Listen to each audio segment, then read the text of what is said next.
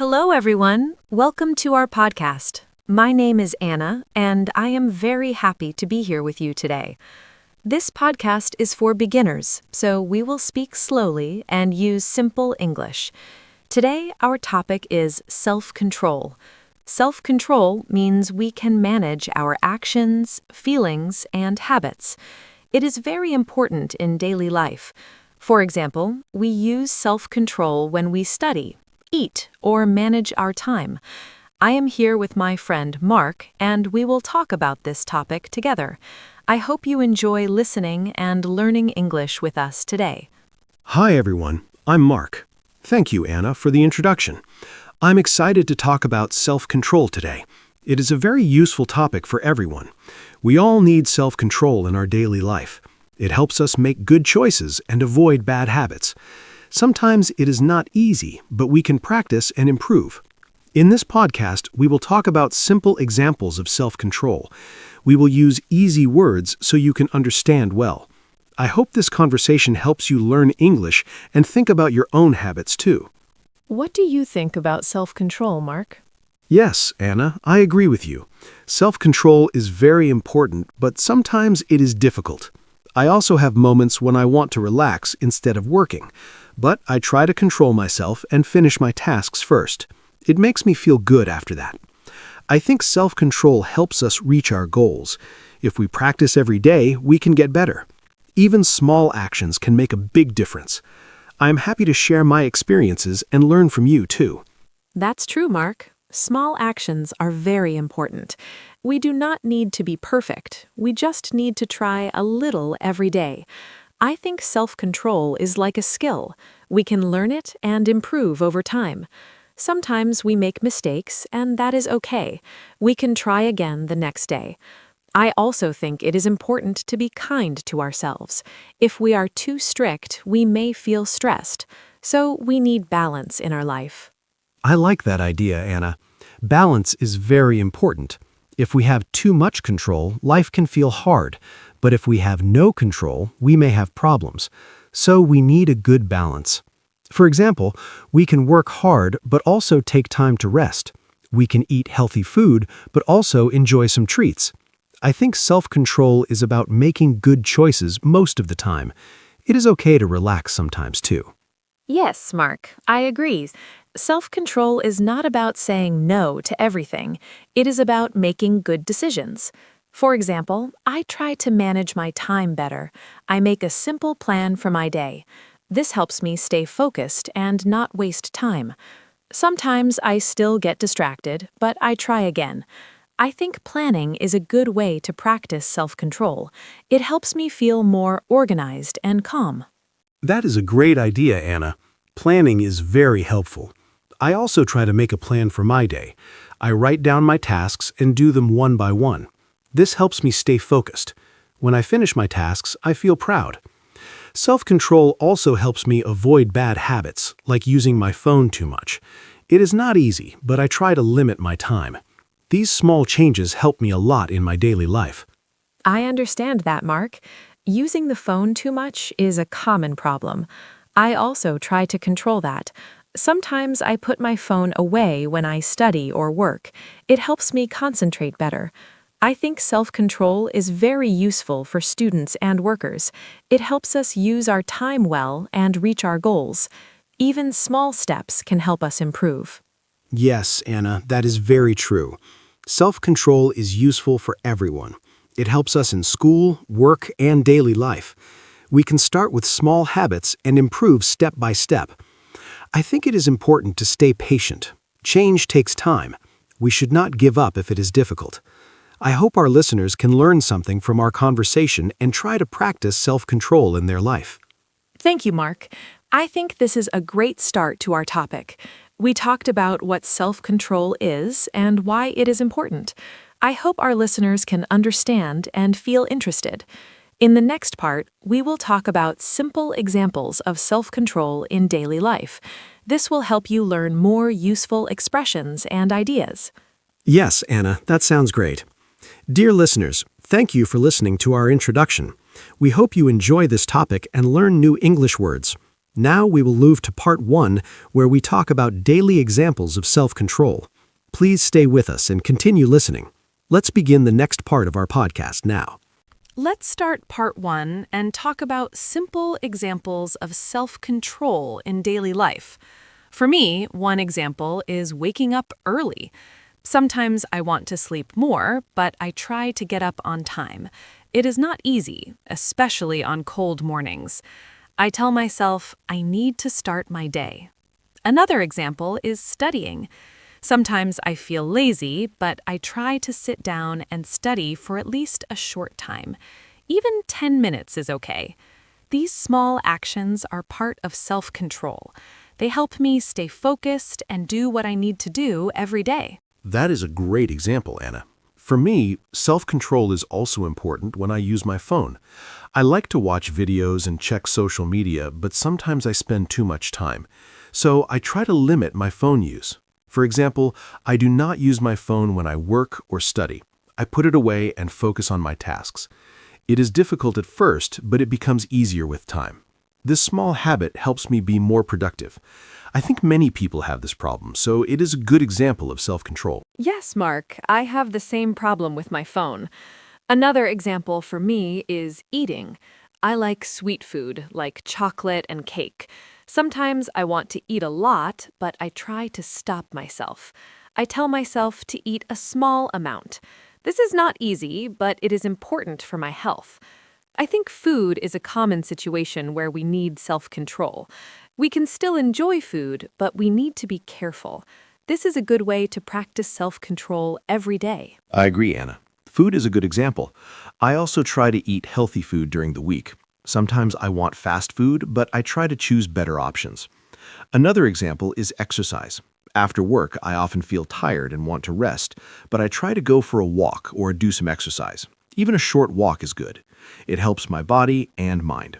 Self-control helps me choose what is good for me, even when I don't feel like doing it. That is very true, Mark.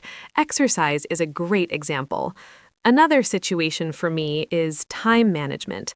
Sometimes I want to watch TV or relax, but I have work to do. So I try to finish my tasks first. After that, I can relax without worry. This makes me feel better. I think self-control helps us use our time wisely. If we always choose fun first, we may have problems later. So it is important to balance work and rest. Yes, Anna, time management is very important. I also try to follow a schedule. I plan my day and do my tasks step by step. Sometimes I do not want to follow the plan, but I try my best. Another example is saving money. When I go shopping, I sometimes want to buy many things, but I ask myself, do I really need this? This helps me spend less money. Self-control helps me make better decisions with my money. That is a very good point, Mark. Saving money is also part of self-control. I try to do the same. Before I buy something, I think carefully. Another example is emotions. Sometimes I feel angry or upset. In those moments, I try to stay calm and not say bad things. It is not easy, but I try to take a deep breath and think first. I think self-control is not only about actions, but also about feelings.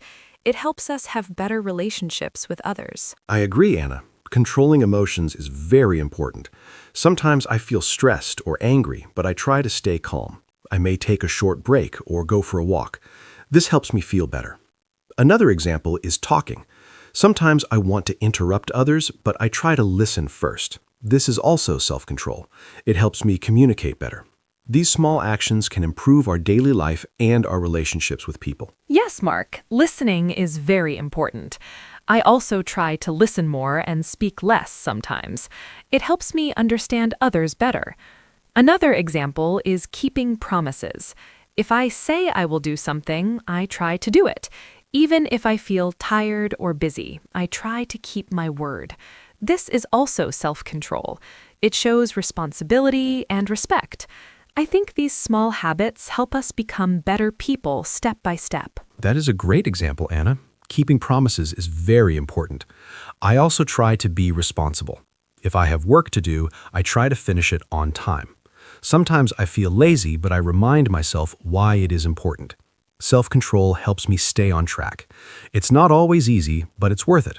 These daily examples show that self-control is part of many small actions in our life. Yes, Mark. I think we shared many good examples. Self-control is everywhere in our daily life. From waking up early to managing our emotions, we use it all the time. I hope our listeners can understand these examples and think about their own habits. Maybe they can try one small change today. It can make a big difference over time. That's right, Anna. Small changes can lead to big results. I hope our listeners learned some useful ideas and simple English expressions. Talking about daily examples is a great way to practice English. Now we are ready to move to part 2. In the next part, we will talk about how to improve self-control and build good habits. Let's continue our conversation together. Now let's talk about how to improve self-control. For me, one helpful way is to start with small goals. I do not try to change everything at once. For example, if I want to study more, I start with just 10 or 15 minutes a day. This feels easy and I can continue. Another way is to make a simple plan. I write down my tasks for the day. When I see my plan, I feel more focused. These small steps help me build good habits slowly. I think anyone can try this and improve little by little. That is a very good idea, Anna. Starting small is very important. For me, another way to improve self-control is to remove distractions. For example, when I study or work, I put my phone in another room. This helps me focus better. I also try to create a good environment. I keep my desk clean and quiet. This makes it easier to concentrate. I think our environment can help or stop our self-control, so we should make it simple and comfortable for work and study. Yes, Mark, the environment is very important. Another way I improve my self-control is by making a routine. When I do the same things every day, it becomes a habit. For example, I study at the same time every evening. At first, it was hard, but now it feels normal. I do not think too much. I just do it. This helps me save energy and stay consistent. I think routines are very helpful for building good habits and improving self-control. I agree, Anna. A routine makes things easier. Another tip is to reward yourself. When I finish my work or reach a small goal, I give myself a reward. It can be something simple, like watching a short video or eating a snack. This makes me feel good and motivates me to continue. I think rewards are helpful because they make hard tasks more enjoyable. We just need to keep the rewards small and not overdo them. That is a great idea, Mark. Rewards can make a big difference. Another way I improve my self-control is by thinking about my goal. For example, if I want to be healthy, I remember this when I choose my food. It helps me make better decisions. I also try to stay positive. If I make a mistake, I do not feel too bad. I just try again. I think a positive mind is very important when we want to change our habits. Yes, Anna. Thinking about your goal is very helpful. I also try to remember why I want to change. Another method I use is to take breaks. If I work for a long time, I feel tired and lose focus. So I work for a short time, then take a short break. This helps me stay fresh and continue. I think working too much without rest is not good. Balance is very important for self-control and good performance. I agree, Mark. Breaks are very helpful. Another tip is to ask for support. Sometimes I talk to my friends about my goals. They support me and give me advice. This makes me feel stronger. It is easier to stay focused when someone understands you. I think we do not need to do everything alone. Support from others can help us improve faster and feel more confident. That is a very good point, Anna. Support is important. I also think it is helpful to track your progress. For example, I write down what I do every day. When I see my progress, I feel proud. It motivates me to continue. Even small progress is important. It shows that we are moving forward. This can help us stay consistent and not give up. Yes, Mark, tracking progress is a great idea. It helps us see our improvement. Another thing I do is keep things simple. If my plan is too big, I feel tired and stop. So I keep my goals small and clear. This makes it easier to follow. I think simple plans are better for beginners. They help us build strong habits step by step. I agree, Anna. Simple is always better. Another tip is to be patient. Self-control does not improve in one day. It takes time.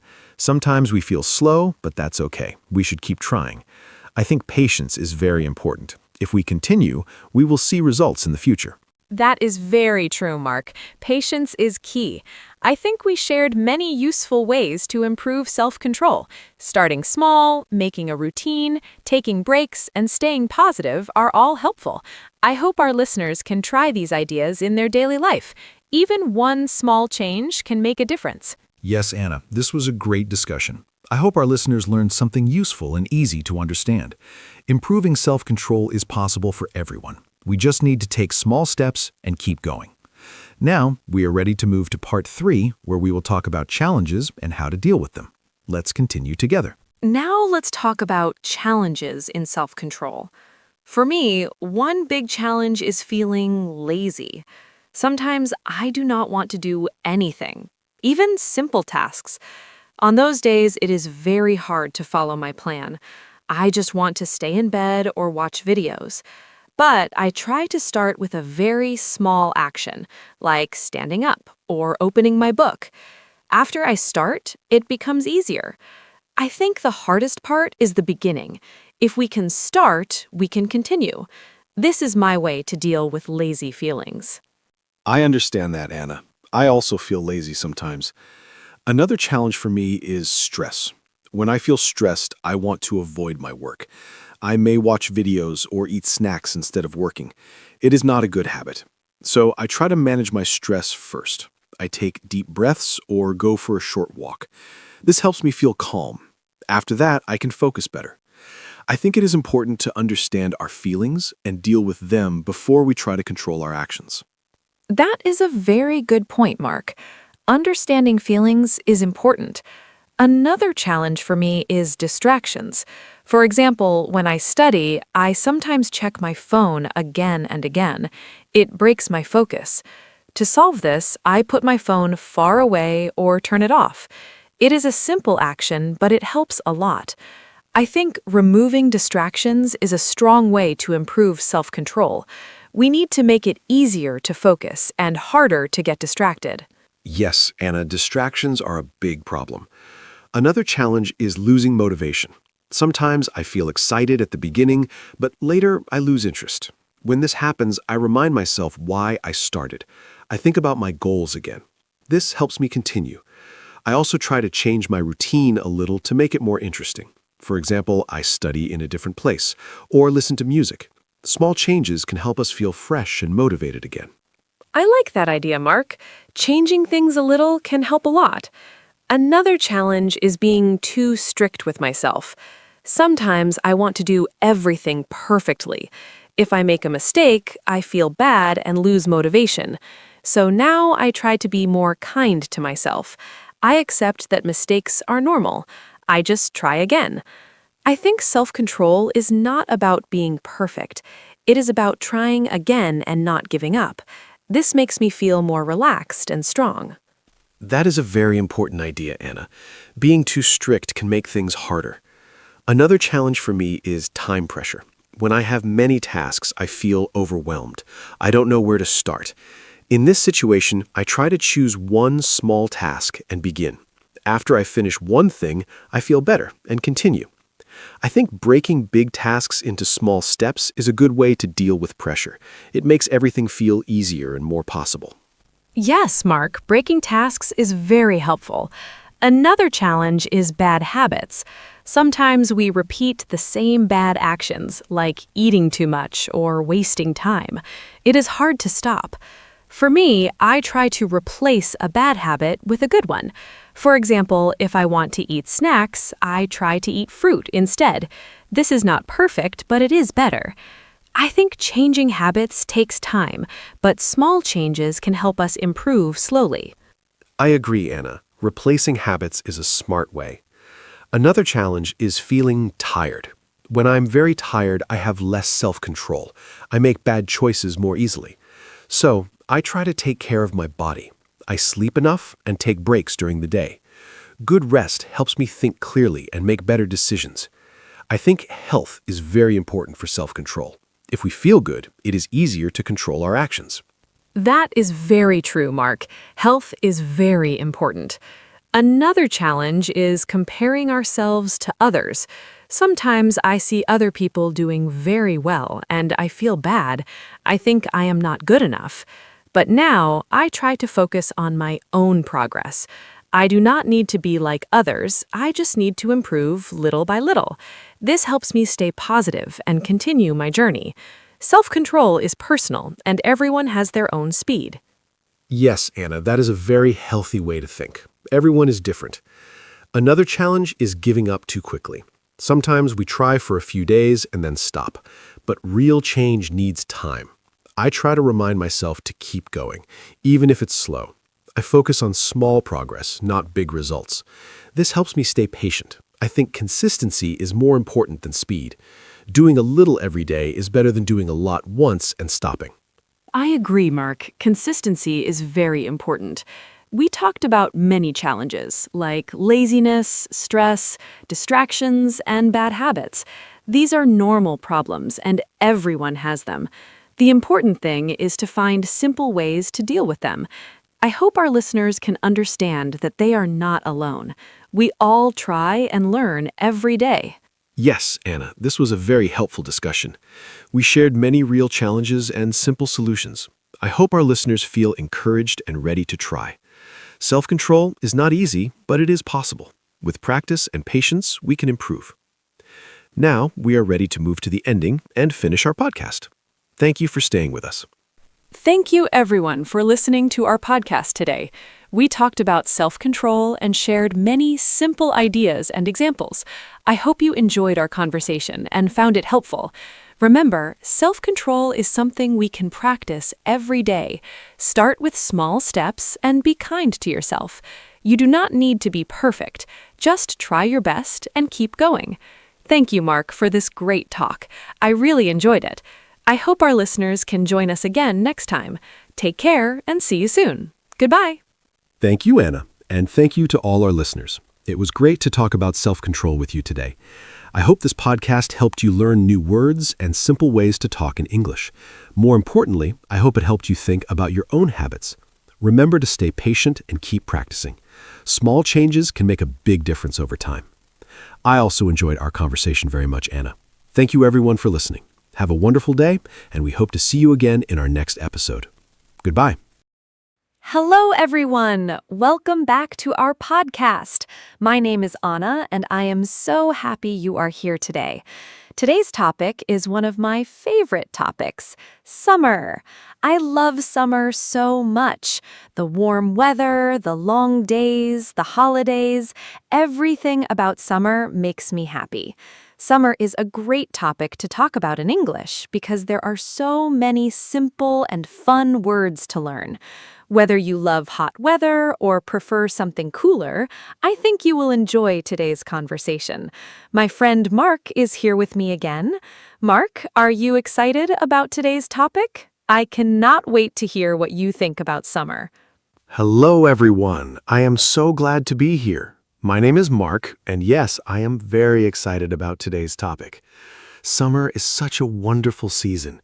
It is the time for holidays, sunshine, ice cream, and spending time with friends and family. In this podcast, Anna and I will talk about everything related to summer: the weather, activities, food, travel, and more. We will use simple English so it is easy for everyone to follow along. Even if you are just starting to learn English, don't worry, we will speak slowly and clearly. I hope this conversation helps you learn new words and feel more confident in English. Let's begin. Mark, let me start with a simple question. What is your favorite thing about summer? For me, it is definitely the sunshine. I love waking up in the morning and seeing a bright blue sky. In winter, the days are short and gray, but in summer, the sun rises early and sets late. There is so much light. I feel so much happier and more energetic in summer. The warm weather also makes me want to go outside and be active. I love walking in the park, sitting in a cafe outside, or just reading a book in the garden. Sunshine really changes my mood completely. What about you, Mark? Anna, I love the sunshine too, but my favorite thing about summer is the long evenings. In summer, it stays light until 9 or even 10 o'clock at night. That means more time to enjoy the outdoors after work or school. I love sitting outside with friends in the evening, having a cold drink and just talking and relaxing. There is something very special about a warm summer evening. Everything feels slower and more relaxed. People seem happier and friendlier too. I also love that in summer you can do so many activities outside. Barbecues, walks, outdoor cinema, festivals. Summer evenings are truly magical. They are my absolute favorite part of the season. Oh, yes, summer evenings are so beautiful. I love them too. Mark, let's talk about summer weather. Summer means hot weather for most people, but how hot do you like it? I personally love warm weather, but not too hot. Around 25 degrees Celsius is perfect for me. When it is over 35 degrees, I find it too hot. I feel tired and uncomfortable.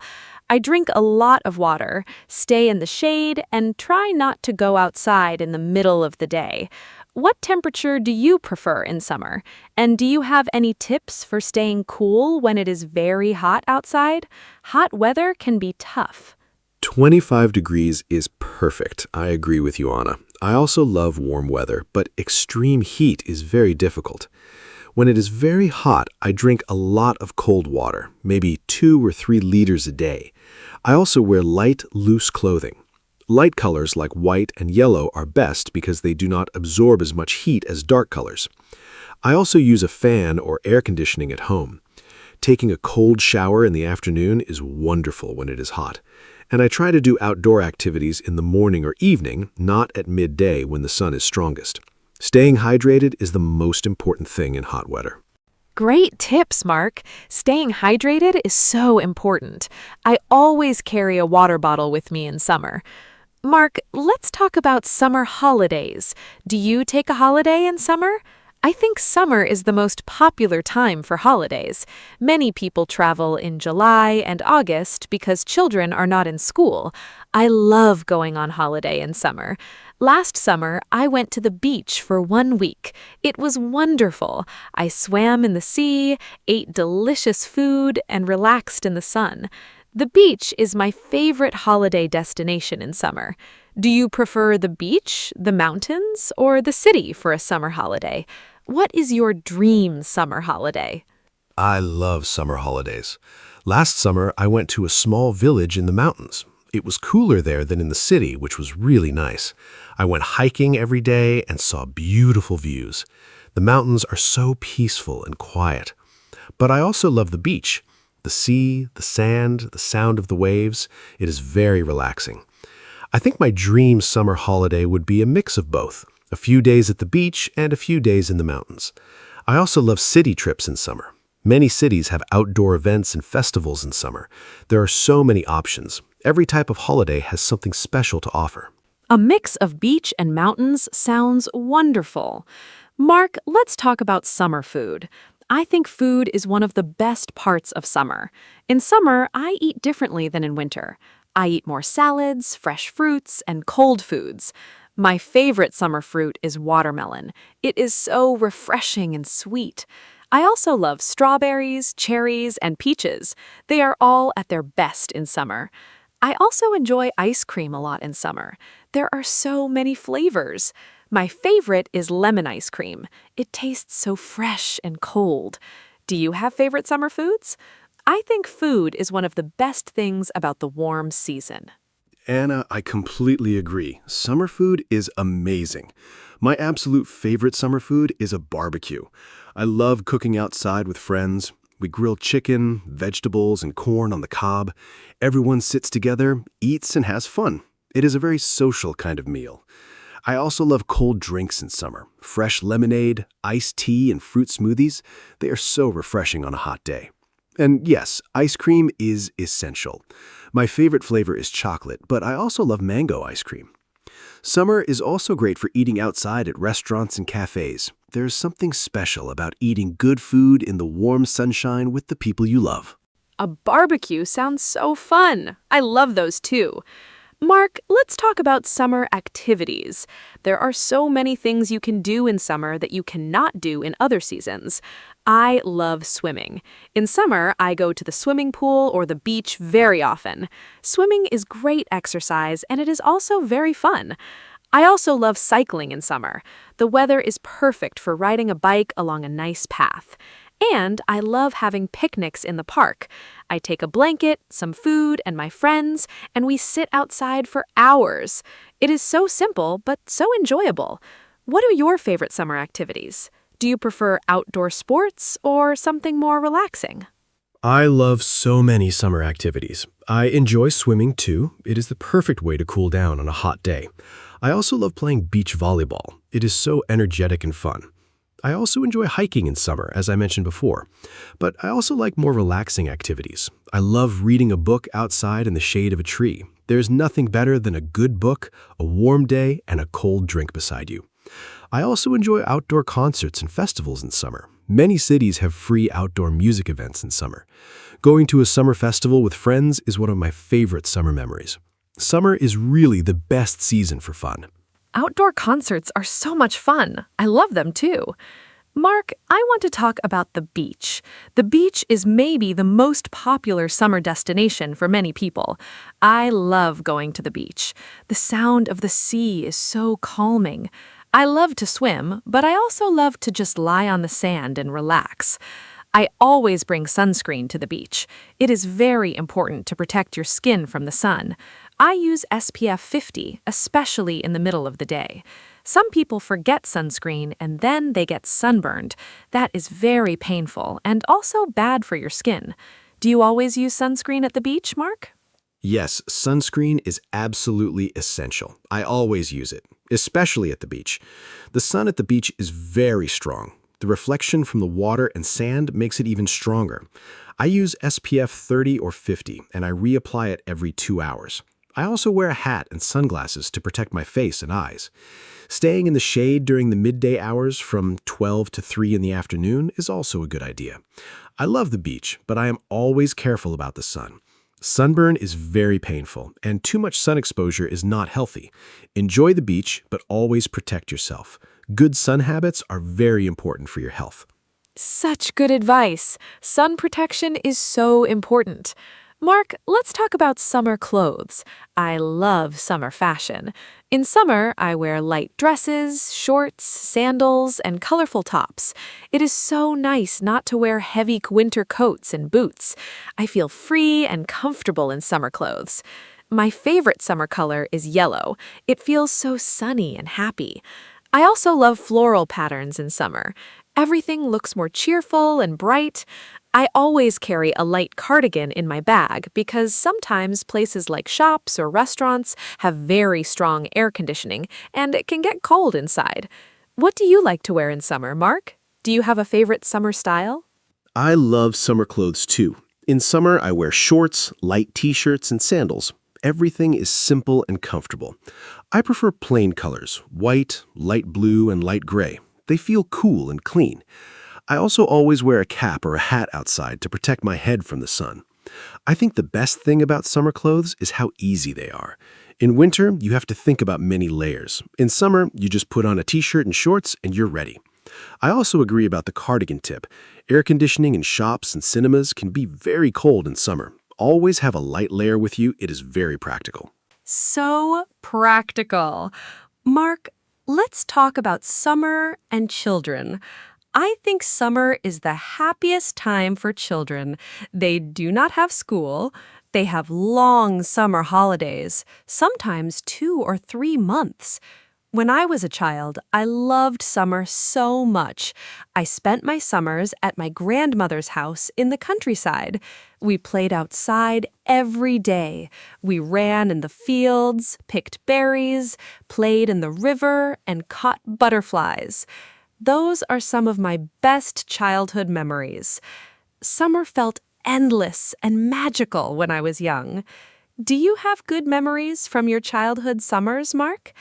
I think summer memories from childhood are very special and last forever. Oh yes, my childhood summers were the best. I grew up near the sea, so every summer we went to the beach almost every day. My parents would pack lunch and we would spend the whole day there, swimming, building sandcastles, playing in the waves. I also remember summer evenings playing football with the neighborhood kids until it was dark. Those were such simple but happy times. I also loved summer fairs and festivals in our town. There was always music, food stalls, and fun games.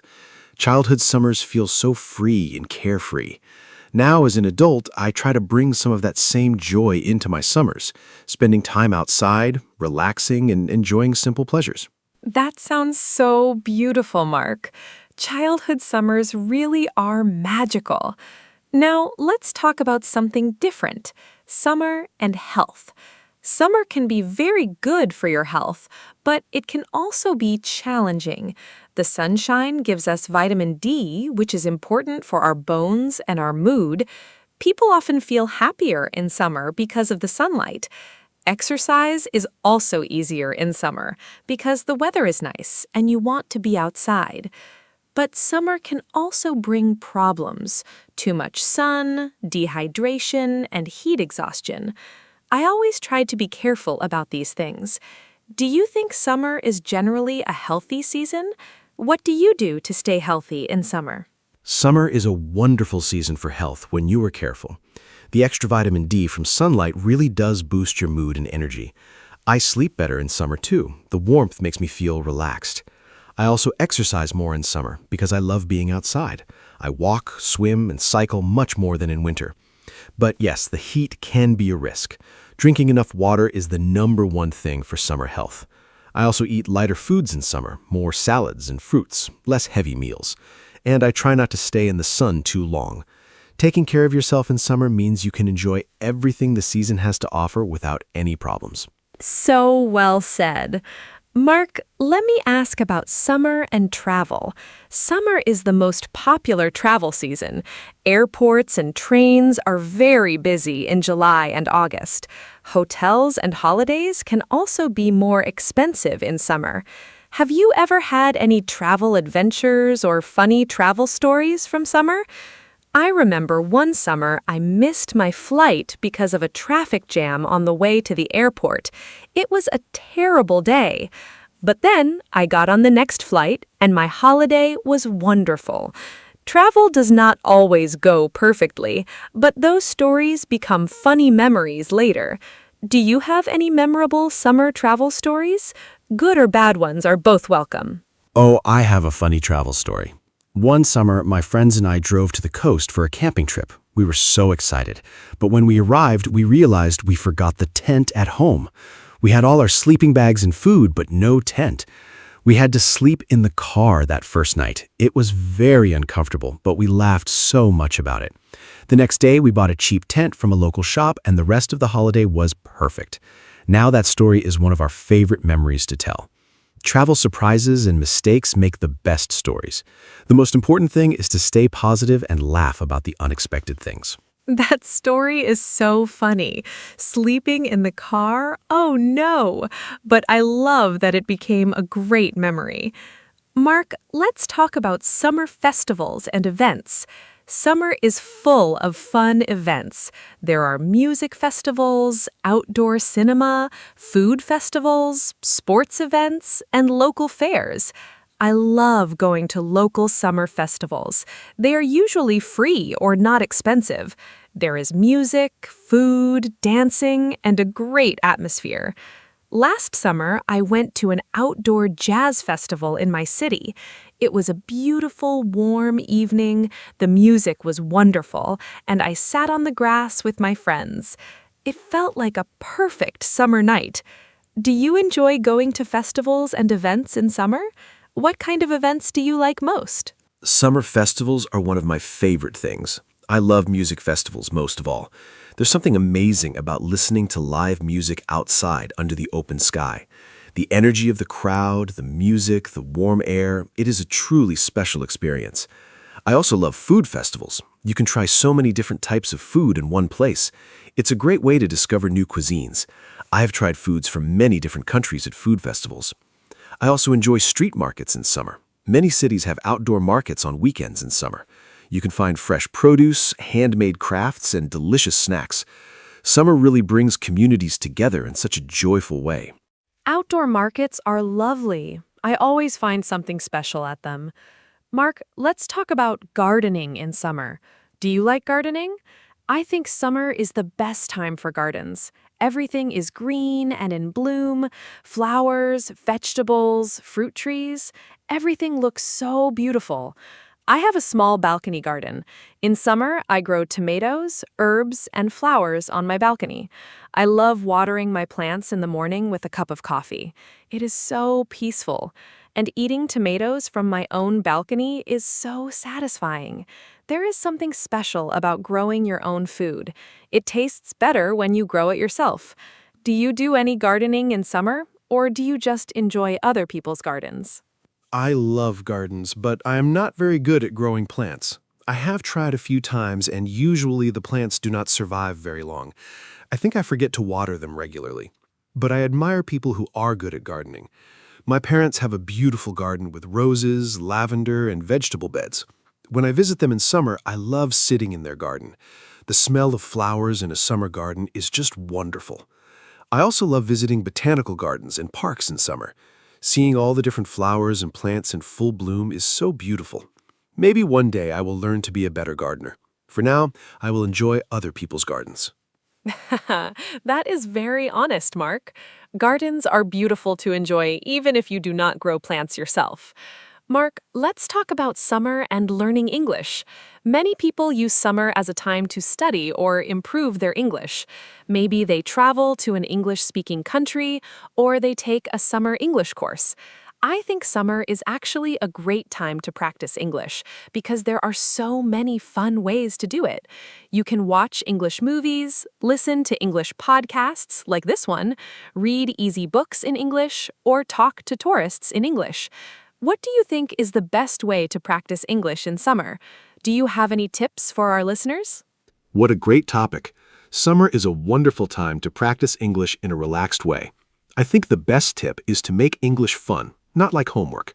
Watch your favorite movies or TV shows in English with subtitles. Read simple books or short stories in English.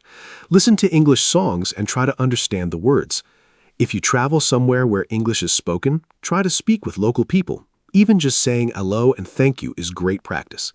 You can also keep a simple summer diary in English. Write a few sentences each day about what you did. It does not need to be perfect. The important thing is to practice every day, even for just 10 or 15 minutes. I love the diary idea. Writing in English every day is such good practice, and summer gives you so many things to write about. Mark, let's talk about something I find really interesting, how different countries celebrate summer. In some countries, summer means going to the beach every weekend. In other countries, it means mountain holidays. In Scandinavia, people celebrate midsummer with big outdoor parties. In some countries, summer is the rainy season, not hot and sunny. Not everyone experiences summer the same way. I think it is fascinating how the same season can be so different depending on where you live. Do you know about any interesting summer traditions from other countries that you find interesting or surprising? That is such an interesting point. Summer really is different around the world. In Japan, there are beautiful summer festivals called matsuri with fireworks and traditional dances. People wear colorful traditional clothing and celebrate outdoors. In Sweden, the Midsummer Festival is one of the most important celebrations of the year. People dance, sing, and eat traditional food around a decorated pole. In Brazil, summer is in December and January, which is very different for people from the Northern Hemisphere. In some tropical countries, summer brings monsoon rains, not sunshine. Learning about how different cultures experience and celebrate summer is a wonderful way to learn about the world. Every tradition is unique and fascinating.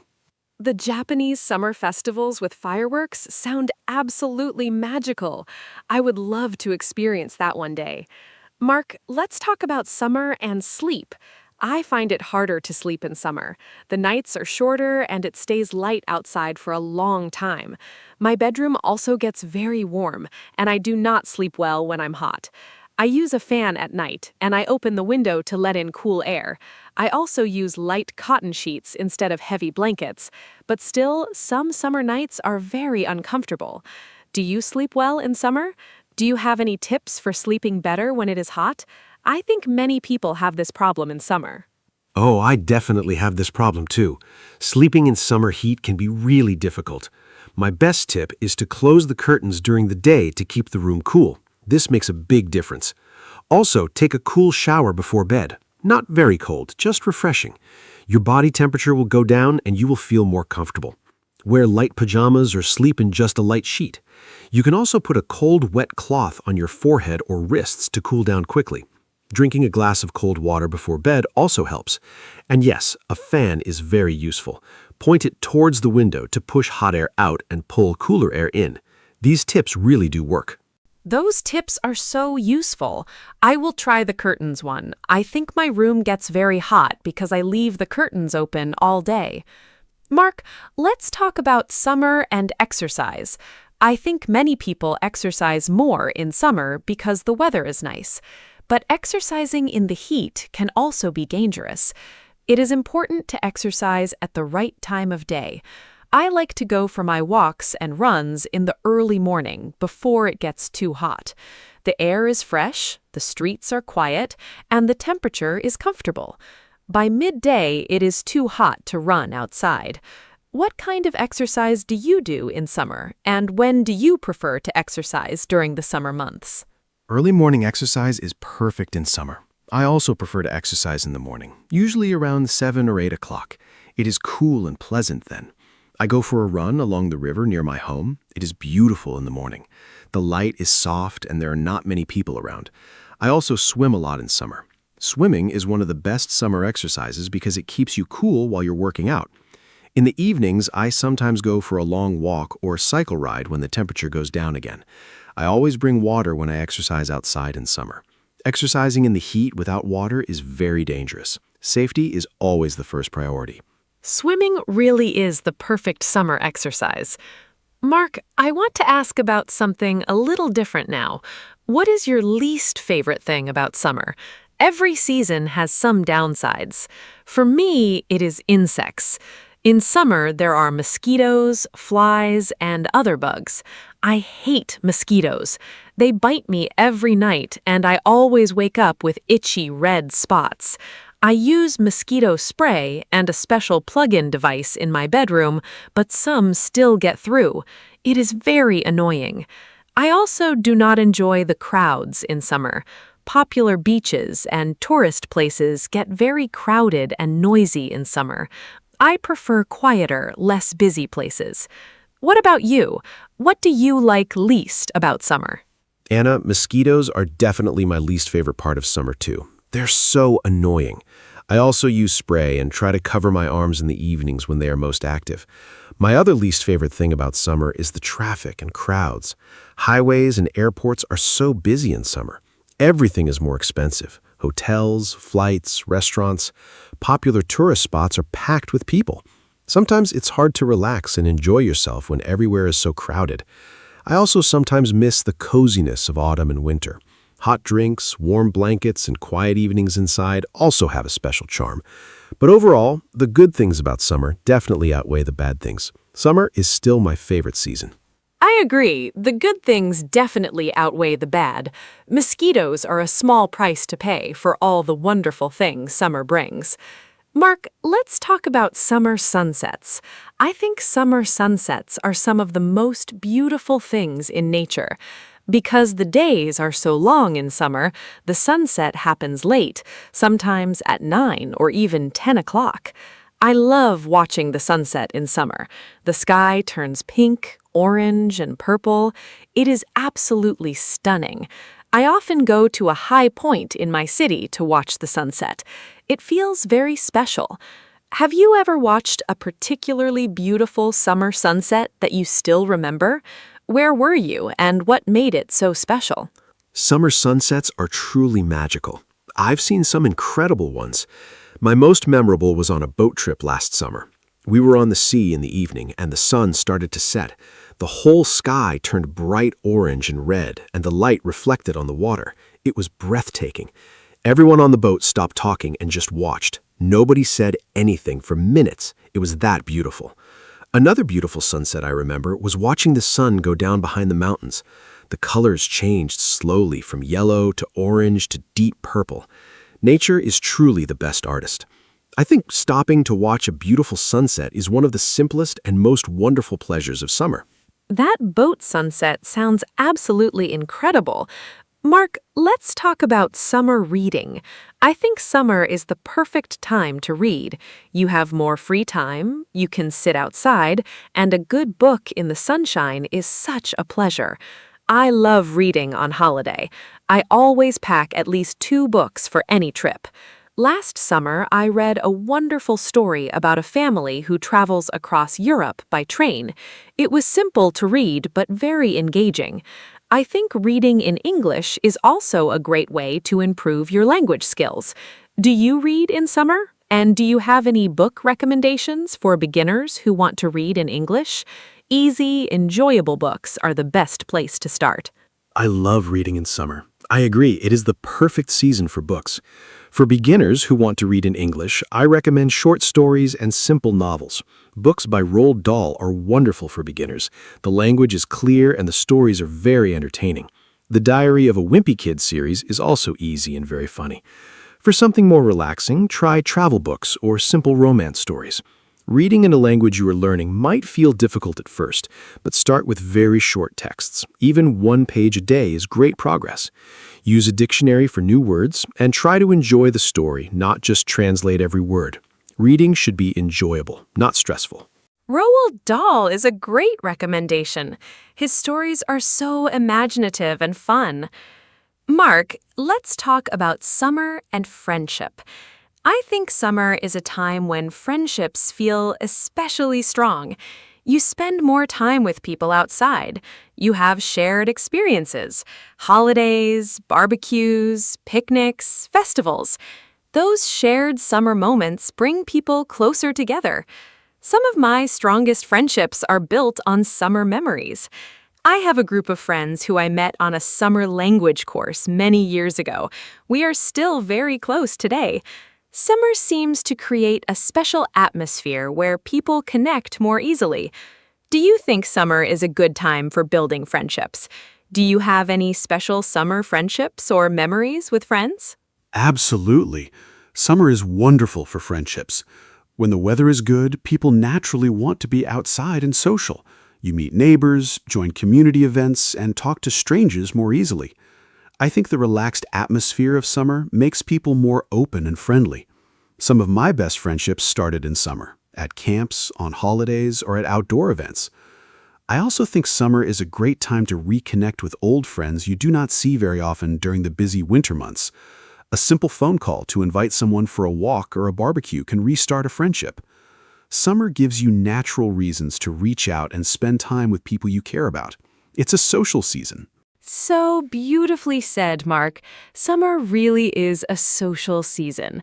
It connects people in such a natural way. Mark, we are getting close to the end of our conversation today.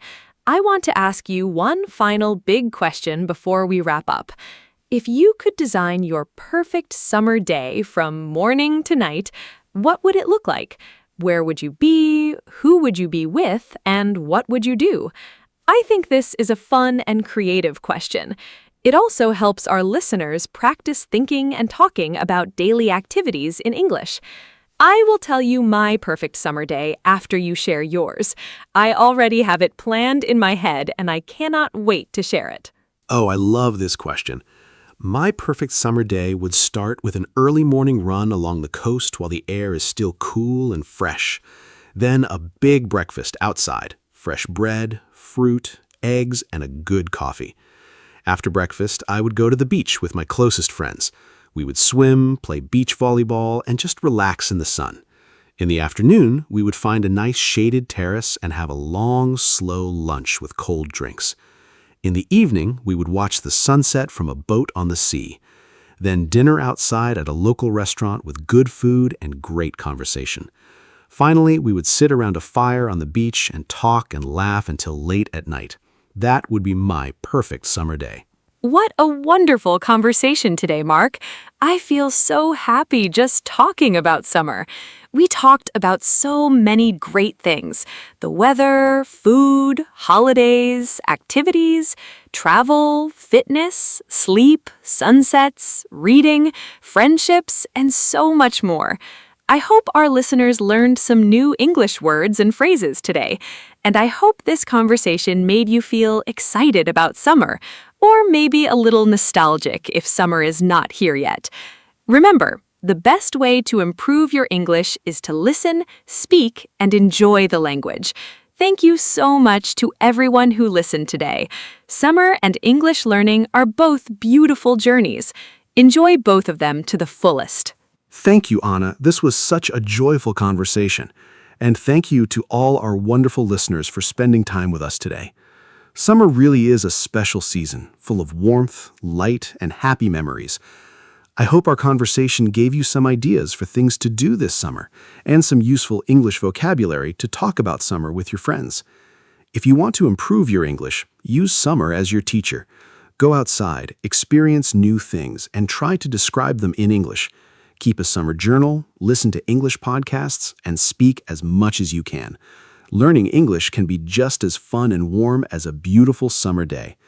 Until next time, enjoy the sunshine, stay happy, and we will see you soon. Goodbye. Hello, everyone. Welcome to our podcast. My name is Anna. Today, I am here with my friend, Mark. We talk about easy topics in English. This podcast is for people who are learning English. We speak slowly and use simple words. Today's topic is very interesting. We talk about wasting time. What does that mean? When you do something but it is not useful or important, you are wasting time. I think everyone does this sometimes. I do it too. So Mark, are you ready to start?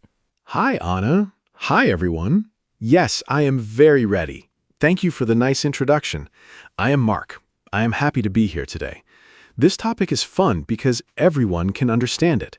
We all waste time sometimes. It is a normal part of life. Some people waste a lot of time, some people waste a little time, but nobody is perfect. I think we can learn a lot from talking about this. So, Anna, let's begin. This will be a great conversation. I'm excited.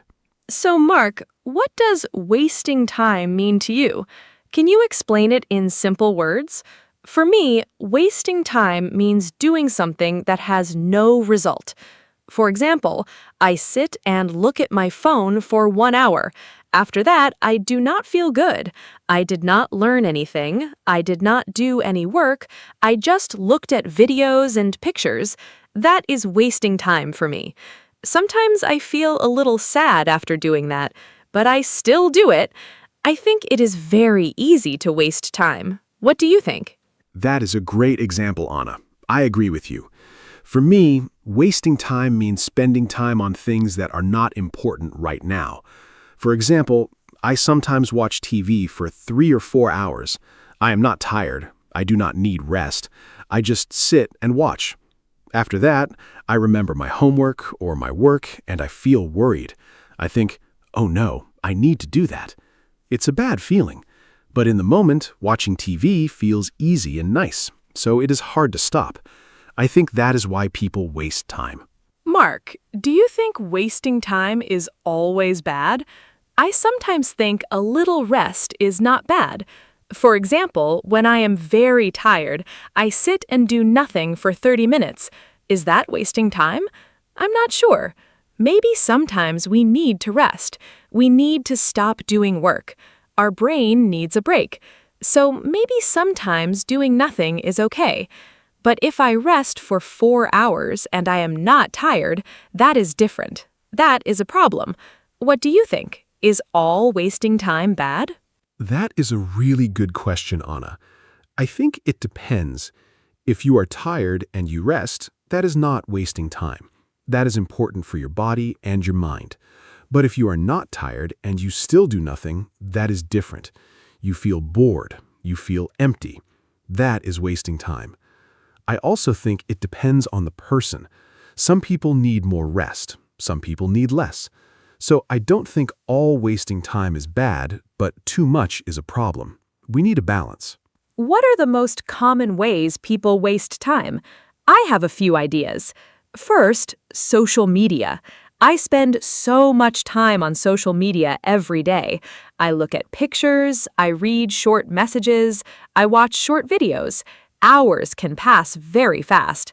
Second, I sometimes talk too much with friends about nothing important. We talk, and nothing happens. Third, I sometimes change my plans many times. I think, I will do this later, and later never comes. Do you have more examples? Yes, I have more examples. First, I sometimes spend a lot of time looking for something. I look for my keys, my phone, my book. I waste 20 minutes every day just looking for things. That is very frustrating. Second, I sometimes start a task but stop many times. I go to the kitchen, I check my phone, I look outside. This is called procrastination. It means you delay doing something. Third, I watch videos online. I want to watch one video, but then another video starts, and another. Suddenly, 2 hours are gone. It's a big problem. I think social media is a very big reason why people waste time. Do you use social media a lot? I use it every day. In the morning, I check my phone before I get up. I look at messages, I look at pictures. Sometimes 30 minutes pass before I even stand up from my bed. That is not good. I start my day already behind. I think this is very common now. Many people do this. Phones are everywhere. It is very easy to pick up your phone and start scrolling. Scrolling means looking through many things quickly. Yes, Anna, I do the same thing. In the morning, my phone is next to my bed. I hear a sound and I immediately pick it up. I check messages, news, and social media. Before I know it, it is late. I did not eat breakfast. I did not exercise. I did not prepare for work. The phone took all my morning time. I think phones are wonderful things. They help us with many things, but they can also steal our time. I use the word steal because we do not notice it happening. The time disappears quietly. Let's talk about procrastination. That word is a little difficult, but the meaning is simple. Procrastination means you delay doing something. You need to do a task, but you say, I will do it later. And later becomes tomorrow, and tomorrow becomes next week. Do you procrastinate, Mark? I procrastinate a lot. I have a list of things to do, but I look at my list and I feel tired just reading it. So I close it and do something easy instead. I think many people know this feeling. Yes, I know that feeling very well, Anna. I procrastinate most with difficult tasks. If something is easy, I do it fast. But if something is hard, I delay it. I think I need to prepare first, but preparing takes forever.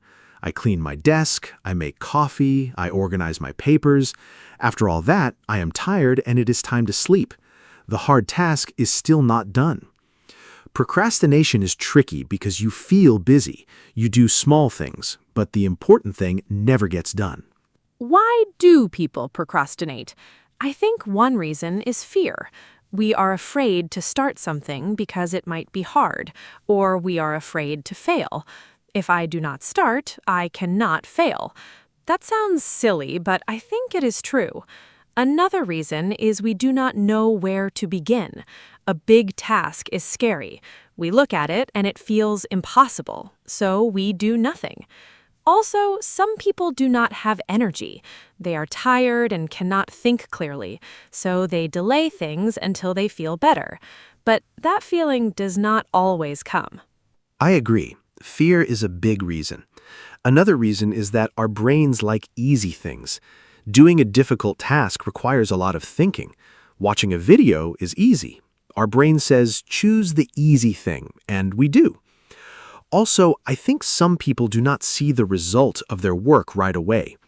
If you work hard today, you might see the result next week or next month. That feels far away, but a fun video gives you a good feeling right now, so we choose the video. It's about immediate and delayed satisfaction. Let's talk about a funny kind of wasting time. It is called busy but not productive. This means you look very busy. You move fast, you write things, you make calls, but at the end of the day, nothing important is done. I do this sometimes too. I am busy all day, but then I ask myself, what did I do today? And the answer is not clear. I did many small things. I answered emails, I organized files, but the big important task? I did not touch it. Does this happen to you? Oh, yes, this happens to me often. I call it feeling busy. I have a full day, I am always doing something, but in the evening I look at my important tasks. They are all still there, waiting. I spent all my time on small things. Like, I spent 30 minutes choosing what music to listen to while working. I never even started working. Or I spent 1 hour organizing my email folders, but I did not reply to the important emails. It's a trap. You feel productive, but you are actually avoiding real work. I want to talk about watching TV and movies. This is another big way people waste time. I love movies. I really do. Sometimes I watch one movie and then another movie starts and I think, just a few more minutes. But a few minutes becomes 2 more hours. Suddenly it is midnight, I have work tomorrow, I feel tired, but I watched so much. I think this is a very common experience. Streaming apps are very good at keeping us watching. They always show us the next episode automatically. It is very clever, but also dangerous for our time. Yes, streaming is a big problem for my free time too. I sit down on a Sunday afternoon to watch one episode of a show. The episode is 50 minutes. Then the next one starts automatically, and I do not press stop. 3 episodes later, it is evening. I had plans. I wanted to cook, clean, and call my friend. I did none of those things. The TV took my whole afternoon. And the funny thing is, I don't even remember the first episode clearly. I was half watching, half thinking about other things, so I did not even enjoy it fully. What about sleeping too much? Is that wasting time?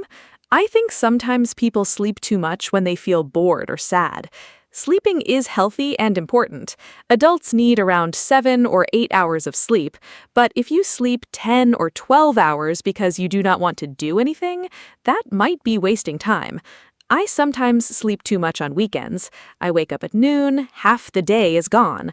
I feel heavy and slow, but then I feel bad because the day is short now. Have you experienced sleeping too much? Yes, I sleep too much sometimes. Usually on weekends or holidays, I go to bed late, then I sleep until very late in the morning. I wake up and it is already afternoon. I feel confused. My body feels strange. This is sometimes called oversleeping. It does not feel good. I am slower for the rest of the day. Also, I think I sleep too much when I do not have a plan. If I know what I will do in the morning, I wake up more easily. But with no plan, I just stay in bed. A plan helps. Let's talk about shopping, especially online shopping. Do you waste time shopping? I do. I open a shopping website, I want to buy one thing, but I look at so many other things. I add things to my cart, I look at prices, I read reviews. 2 hours later, I bought nothing, or I bought something I do not need.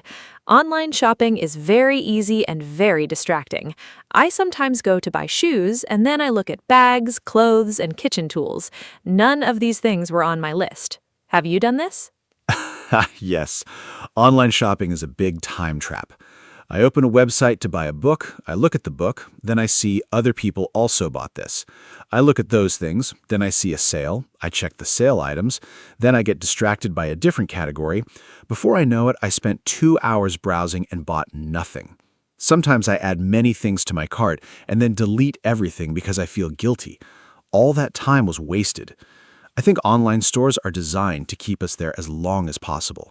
I think one reason we waste time is that we do not have a clear plan for our day. When I have a plan, I do more things. I know what to do first, second, third. But when I have no plan, I feel lost. I go from one thing to another. I start something, stop, start something else. At the end of the day, nothing is finished. A plan does not need to be perfect or complicated. Even a simple list of 3 or 4 tasks is helpful. Do you make plans for your day? I try to make plans. Sometimes I am good at this. I write my tasks the night before. In the morning, I look at my list and I start. On those days, I feel very good. I finish my work and I have free time in the evening. But sometimes I do not make a plan. Those days are usually messy. I wake up and I do not know what to do first. I check my phone. I make coffee slowly. I think about what to do. Time passes. I get stressed. Planning is simple, but it makes a big difference. Let's talk about meetings. Do you think meetings waste time? I think some meetings are very important, but some meetings are long and unnecessary. I have been in meetings where we talk for 1 hour, but nothing is decided. We discuss the same point again and again. People repeat what others already said. At the end, we agree to have another meeting. I think this is a big problem in many offices and schools. A good meeting is short and has a clear goal. A bad meeting has no direction. What is your experience with meetings? I agree completely. I think many meetings are too long. Sometimes a simple email can replace a 1-hour meeting, but people prefer to meet and talk. I understand that face-to-face communication is important, but not every problem needs a meeting.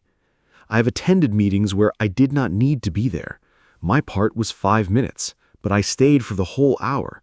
That is 60 minutes of my life that I did not use well. The best meetings are short, clear, and end with a decision or action. I think everyone should learn how to have shorter meetings. Now let's talk about something positive. How can we stop wasting time?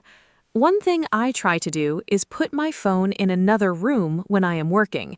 If my phone is next to me, I always want to check it. But if it is in the bedroom and I am in the kitchen working, I do not go to get it every 5 minutes. Out of sight, out of mind. This phrase means if you cannot see something, you think about it less. It really helps me focus. Another thing I do is set a timer. I work for 25 minutes without stopping. Then I rest for 5 minutes. Those are great tips, Anna. I do some of these too. Another thing that helps me is starting with the most difficult task first. In the morning, my energy is high. My brain works well, so I do the hard thing first. After that, everything else feels easy. If I do easy things first, I get tired. Then the hard task feels even harder. I also try to keep my workspace clean. A messy desk distracts me. I see things and I start thinking about them instead of working, so I clean my desk before I start. Small habits can help a lot. I want to talk about the concept of time blindness. This means some people do not feel time passing. They do not notice that an hour has passed. It feels like 10 minutes. I think I have this sometimes.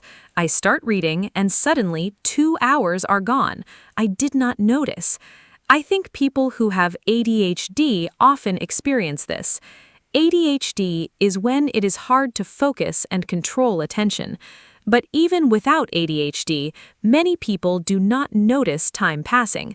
This is why timers and alarms are very helpful. They tell you when time is up. That is very interesting, Anna. I think I have time blindness too sometimes, especially when I'm doing something I enjoy. Time flies. But when I do something boring, every minute feels long. This is normal. Our brain experiences time differently based on what we're doing. I think the problem comes when we are doing something fun but unproductive, like playing games or watching videos. Time flies and we do not notice. Then we feel shocked. It is already evening, but I just sat down. Having alarms or timers is a simple and helpful solution. Let me talk about something called decision fatigue. Every day, we make many decisions. What to eat, what to wear, what to do first. All these decisions take mental energy. After many decisions, our brain gets tired. Then we make bad decisions, or we make no decision and we just do nothing. I think this is one reason why people waste time in the afternoon or evening. They used all their energy on decisions during the day, so later they cannot think well. To fix this, some people make small decisions automatic, like eating the same breakfast every day. That is a really interesting idea, Anna. I think decision fatigue is real. I notice it on busy days. In the morning, I'm sharp and focused, but after lunch, I feel slow. Small things feel hard. I cannot decide what to do next, so I just sit and look at my phone. I think making some decisions in advance is smart, like planning meals for the week or choosing clothes the night before. These small actions save mental energy. Then you can use that energy for important things later. Our brain has a limit, and we should use it wisely. Do you think boredom causes people to waste time? I think yes.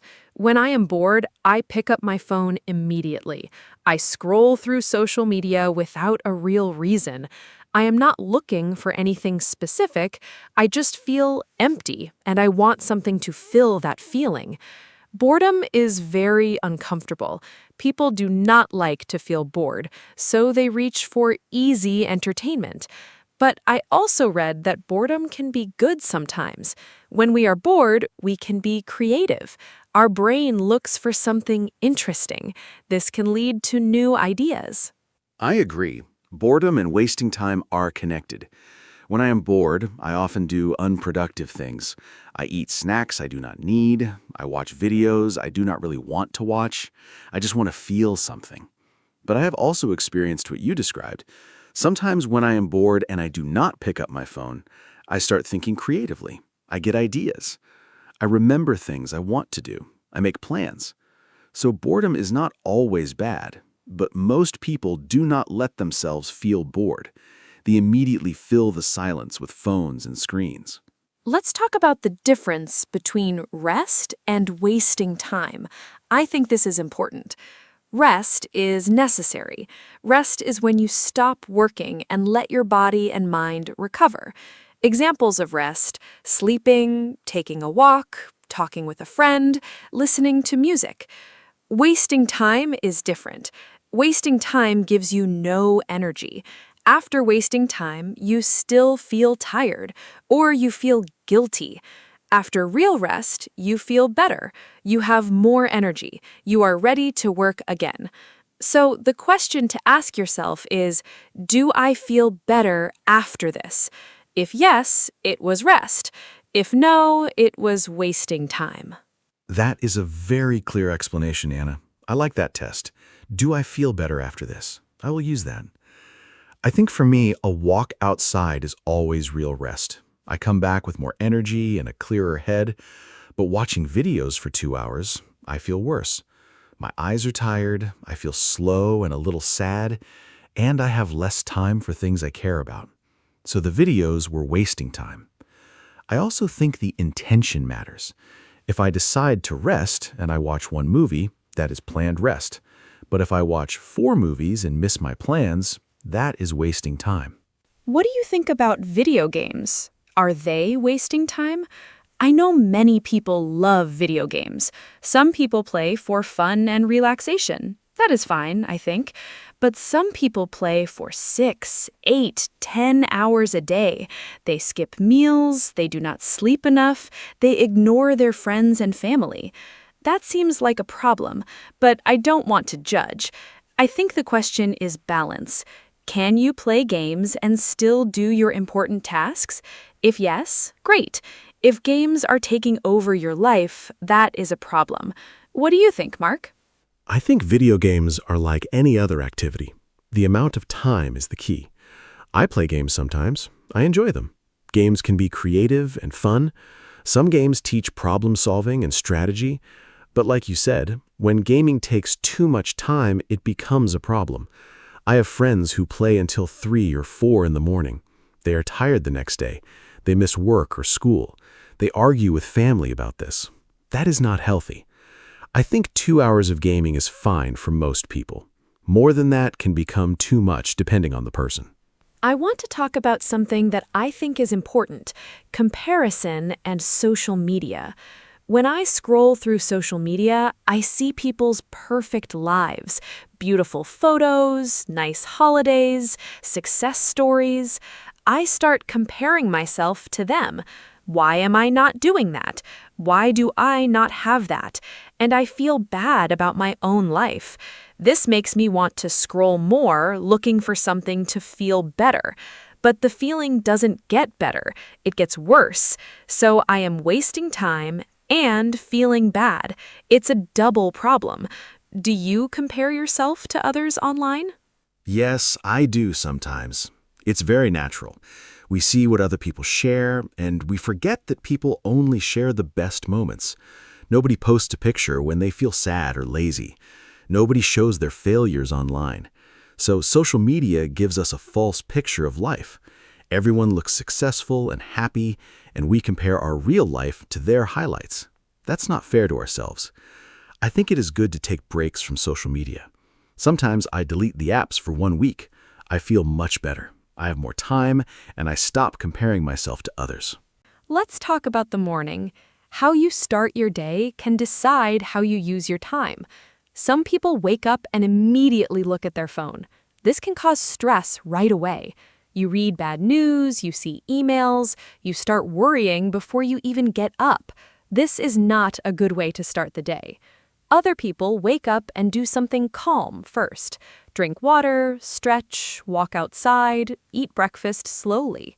This helps the brain start well. I am trying to not look at my phone for the first 30 minutes after waking up. It is difficult, but helpful. I think the morning is very important. I used to check my phone immediately. My first thought of the day was someone else's message or some news story. It put me in a reactive mood. I was responding to others before I even thought about my own day. Now I try to have a morning routine without my phone. I drink water, I do some light exercise, I eat breakfast. I look at my plan for the day. After that, I check my phone. This small change helped me a lot. I feel more in control of my day. I waste less time because I start with intention. What do successful people say about time? I have read some things about this. Many successful people protect their time very carefully. They say no to things that are not important. They do not go to every meeting. They do not answer every email immediately. They choose what to spend time on. I think saying no is a very important skill. Many people feel bad saying no. They say yes to everything, and then they have no time for their own goals. Learning to say no politely is a big part of managing your time well. I am still learning this. Yes, saying no is very hard. I find it difficult too. I want to be helpful to everyone, so when someone asks me for something, I usually say yes. But then I have too many things to do, and I do not do any of them well. I rush, I make mistakes, I feel stressed. I have heard that saying no is a form of respect for yourself and for the other person. If you say yes but cannot do it well, that is also bad. It is better to say no clearly than to say yes and disappoint someone. I am practicing this.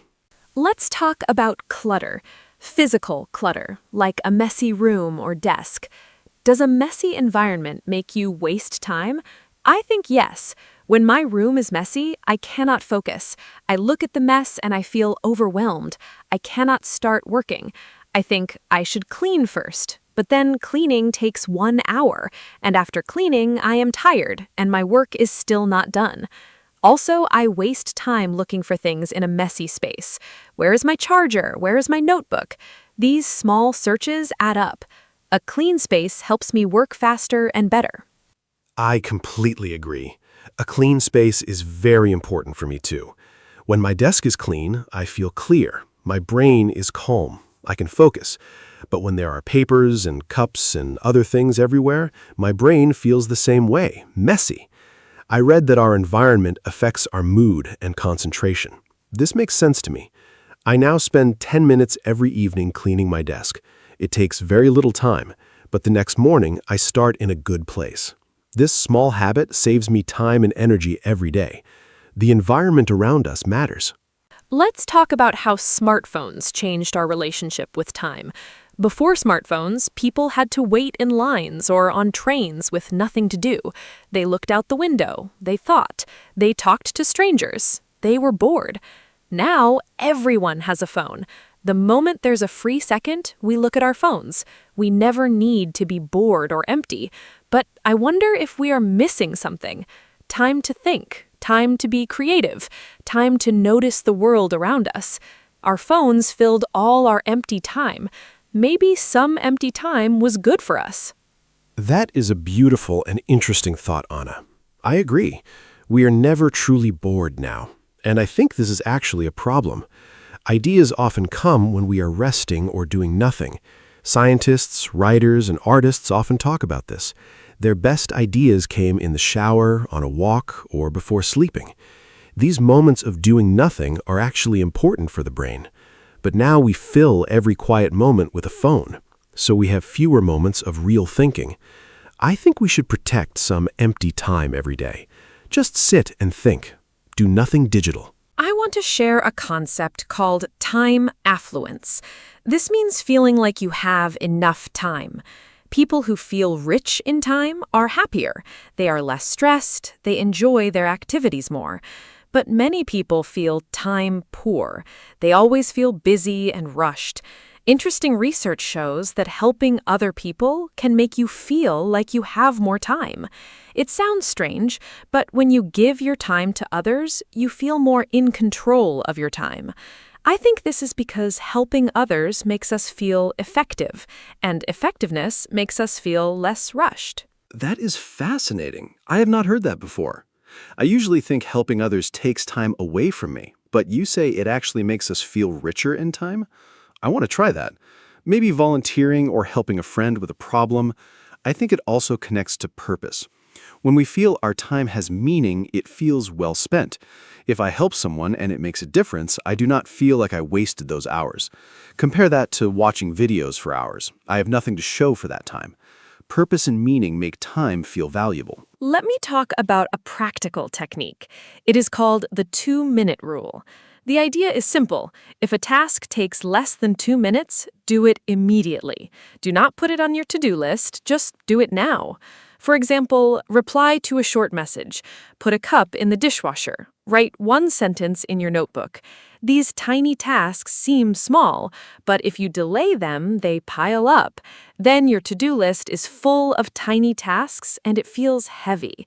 The 2-minute rule keeps small things from becoming big problems. I use this and it really helps. I love this rule. It is so simple but effective. I have started doing this too. If I see something that needs a quick action, I do it right away. Before, I used to think, I will do that later. But later never came. The small tasks grew into a big pile. Then I felt overwhelmed. Now, if I can do something in 2 minutes, I just do it. My life is neater, my to-do list has fewer things, and I feel more in control. I think simple strategies like this are the best. They don't require big changes, just small adjustments every day. Let's talk about what we truly value. I think we waste time on things we don't really care about, but we say we are too busy for things we love. This is a contradiction. I say I have no time to read, but I spend 2 hours on social media. That's not about time, that's about priorities. If I really want to read, I can replace 30 minutes of social media with reading. The time is there, I just choose to use it differently. So maybe the question isn't not, do I have time, but what do I choose to spend my time on? That is a very important point, Anna. I think this is the heart of the topic. We all have the same 24 hours, but we choose how to use them. When I say I don't have time, I'm really saying that's not my priority. That's honest, but maybe a little uncomfortable, because it makes me responsible. I can't blame my schedule. I make the choices. So if I want to exercise, I need to choose exercise over something else. This thinking is empowering, but also challenging. It puts control back in our hands, and that's a good thing. Let's talk about the weekend. For many people, the weekend is for rest. But sometimes the weekend passes and we feel like we did nothing. Sunday evening comes and we think, what happened to Saturday and Sunday? We slept late, we watched TV, we ate slowly, we talked a little, but we didn't do the things we planned. We wanted to clean the house, call a friend, go outside, or start a hobby. And then Monday is here again. This disappeared weekend feeling is very common. Do you know this feeling? Yes, I know this feeling very well. I call it Sunday sadness. You feel that the weekend ended before it really began. I think the problem is we have no plan. We think, I will rest and then do things. But rest is comfortable and the things never happen. I now try to plan 1 or 2 small goals for the weekend. Not too many, just 1 or 2. Maybe cook a new recipe or go for a long walk. Having one goal makes the weekend feel meaningful, and I still rest, but the weekend doesn't disappear completely. It has some shape and purpose. I want to talk about guilt. When we waste time, we often feel guilty. We know we should be doing something else, and that guilty feeling is not nice. But here is something interesting. Feeling guilty does not help us stop wasting time. It actually makes things worse sometimes. When I feel guilty, I feel bad. And when I feel bad, I want to feel better. So I watch more videos or scroll more. The guilt creates more wasting. I think a better approach is to notice what happened without judgment. Okay, I wasted 2 hours. That is okay. What can I do now? That is very wise, Anna. I think self-compassion is important here. If you are always angry at yourself for wasting time, you create stress. Stress makes focus harder, and then you waste more time. It's a cycle. I try to be kind to myself when I waste time. I say, everyone does this, I can start fresh. This is much more helpful than I'm so lazy, I wasted the whole day. Negative self-talk does not motivate us. It just makes us feel bad. Kindness to yourself is not weakness. It is a strategy for doing better next time. Let's talk about the role of sleep in wasting time. When I do not sleep enough, I waste a lot of time the next day. I cannot focus, I move slowly, I make mistakes. I need to read things 3 times to understand. A task that takes 30 minutes when I'm rested takes 1 hour when I'm tired. So poor sleep actually creates wasted time. And then I feel bad in the evening and I stay up late, and then I am tired again the next day. It's a bad cycle. Good sleep is one of the best ways to protect your time. It sounds simple, but it is true. That is so true. Sleep is foundational. Everything depends on it. When I sleep well, I am fast, clear, and energetic. I finish things quickly. I have time left over. But after a bad night, I am slow and distracted. I drink too much coffee. I sit at my desk, but nothing gets done. I look at my phone more. I eat more sugar to feel energy. All of this is wasting time and also hurting my health. I now try to go to sleep at the same time every night. This consistency helps my body know when to rest. A good sleep schedule is a real time saver. Let me share a reflection. We talked about many ways people waste time: social media, procrastination, screens, no plans, messy spaces, bad sleep, meetings. But I think the biggest reason is disconnection from our own values. When we know what we truly want in life, it is easier to say no to distractions. When I feel lost or empty, I waste more time. When I have a goal I care about, I waste less time. So maybe the deepest solution is not a time management trick. It's asking yourself, what do I really want? What matters to me? And then living in that direction. That is beautifully said, Anna. I agree deeply. Time management systems and apps can help. Timers and to-do lists can help. But without knowing your why, you will still get lost. You will still scroll and procrastinate. But if you have a clear reason to use your time well, everything changes. You wake up with intention. You make choices on purpose. You protect your time like something precious, because it is. Time is the one thing we cannot get back. Every minute spent is gone forever. So we should use it in ways that reflect what we truly love and value. We are getting close to the end of our podcast today. I want to say thank you to everyone who listened. I hope this conversation was helpful and easy to understand. We talked in simple English, I hope. We covered many topics about wasting time, from social media to procrastination, from sleep to values. I learned things from this conversation too. Talking with Mark always helps me think better. I hope you feel the same. Remember, you do not need to be perfect with your time. Small improvements are good enough. Even using your time a little better each day makes a big difference. Thank you, Anna, and thank you to all our listeners. I really enjoyed today's conversation. It made me think about my own habits. I know I waste time too, but I also know I can do better. And hearing Anna's thoughts helped me understand new ideas. I hope you, our listeners, also found something useful. Maybe one tip that you can use starting today. Remember, Time is precious. It's the same for everyone. Rich or poor, young or old, we all have 24 hours. How we use them is up to us. Thank you for spending some of your time with us today. See you next time. Hello, everyone. Welcome to our podcast. My name is Anna. Today, we talk about education. Education is very important in our life. We go to school when we are children. We learn many things there. We learn to read, write, and count. We also learn about the world. I think school is a great place. We meet friends there, we play and study together. Teachers help us every day. I liked school very much when I was a child. Did you like school? Today, my friend Mark is here with me. Hi, Mark. Let's talk about education together. Hi, Anna. Hello, everyone. Thank you for having me. Yes, I liked school too. School is a very special place. We spend many years there. I started school when I was 6 years old. I remember my first day. I was a little nervous, but my teacher was very kind. She helped me feel good.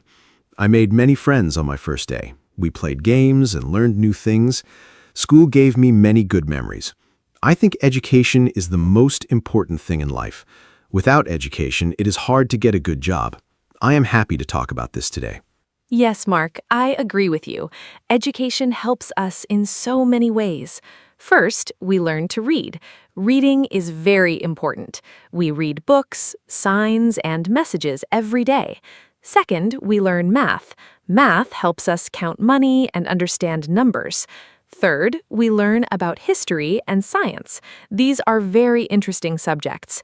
I loved reading class the most in school. My teacher always told us fun stories. I think every child needs a good teacher. A good teacher makes learning fun. Children learn better when they are happy. What was your favorite subject in school, Mark? My favorite subject was science. I loved learning about animals and plants. Our teacher always brought interesting things to class. One day, she brought a small fish. We all looked at it and asked many questions. I also liked sports class. We played football and basketball. Sports are good for our body. They also teach us how to work as a team. I think physical education is very important for children. A healthy body helps us learn better. Anna, do you think children should have more sports at school? I believe movement helps the brain work better. It is very important. I completely agree, Mark. Children need to move. They cannot sit all day.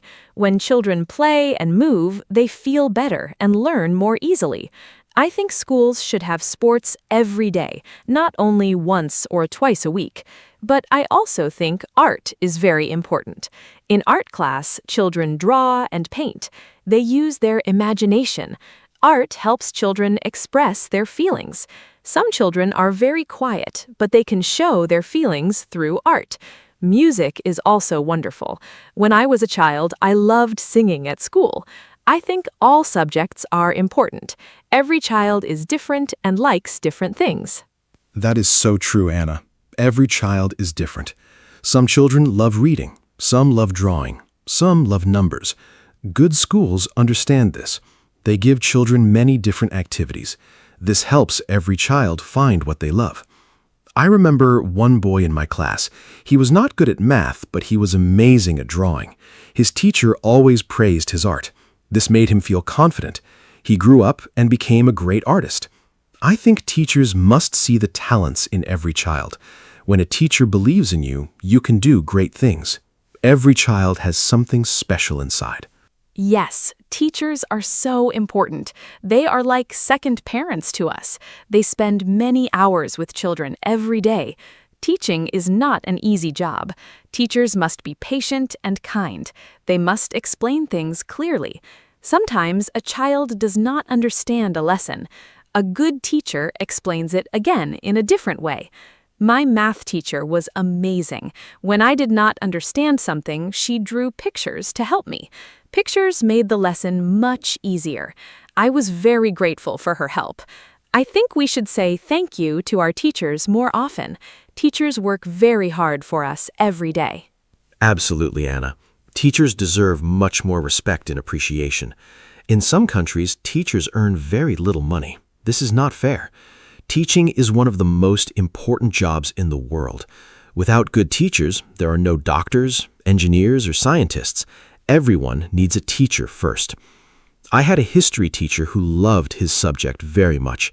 His excitement made us excited too. He told stories about old kings and great events. I never fell asleep in his class. A passionate teacher changes everything. When a teacher loves what they teach, the students feel it. That energy is very powerful and unforgettable. I had a teacher like that too. She taught us English. She brought songs, games, and movies to class. Learning English felt like playing, not studying. I think the way we teach is very important. Old teaching methods were very strict. The teacher spoke and students listened quietly. They could not ask questions.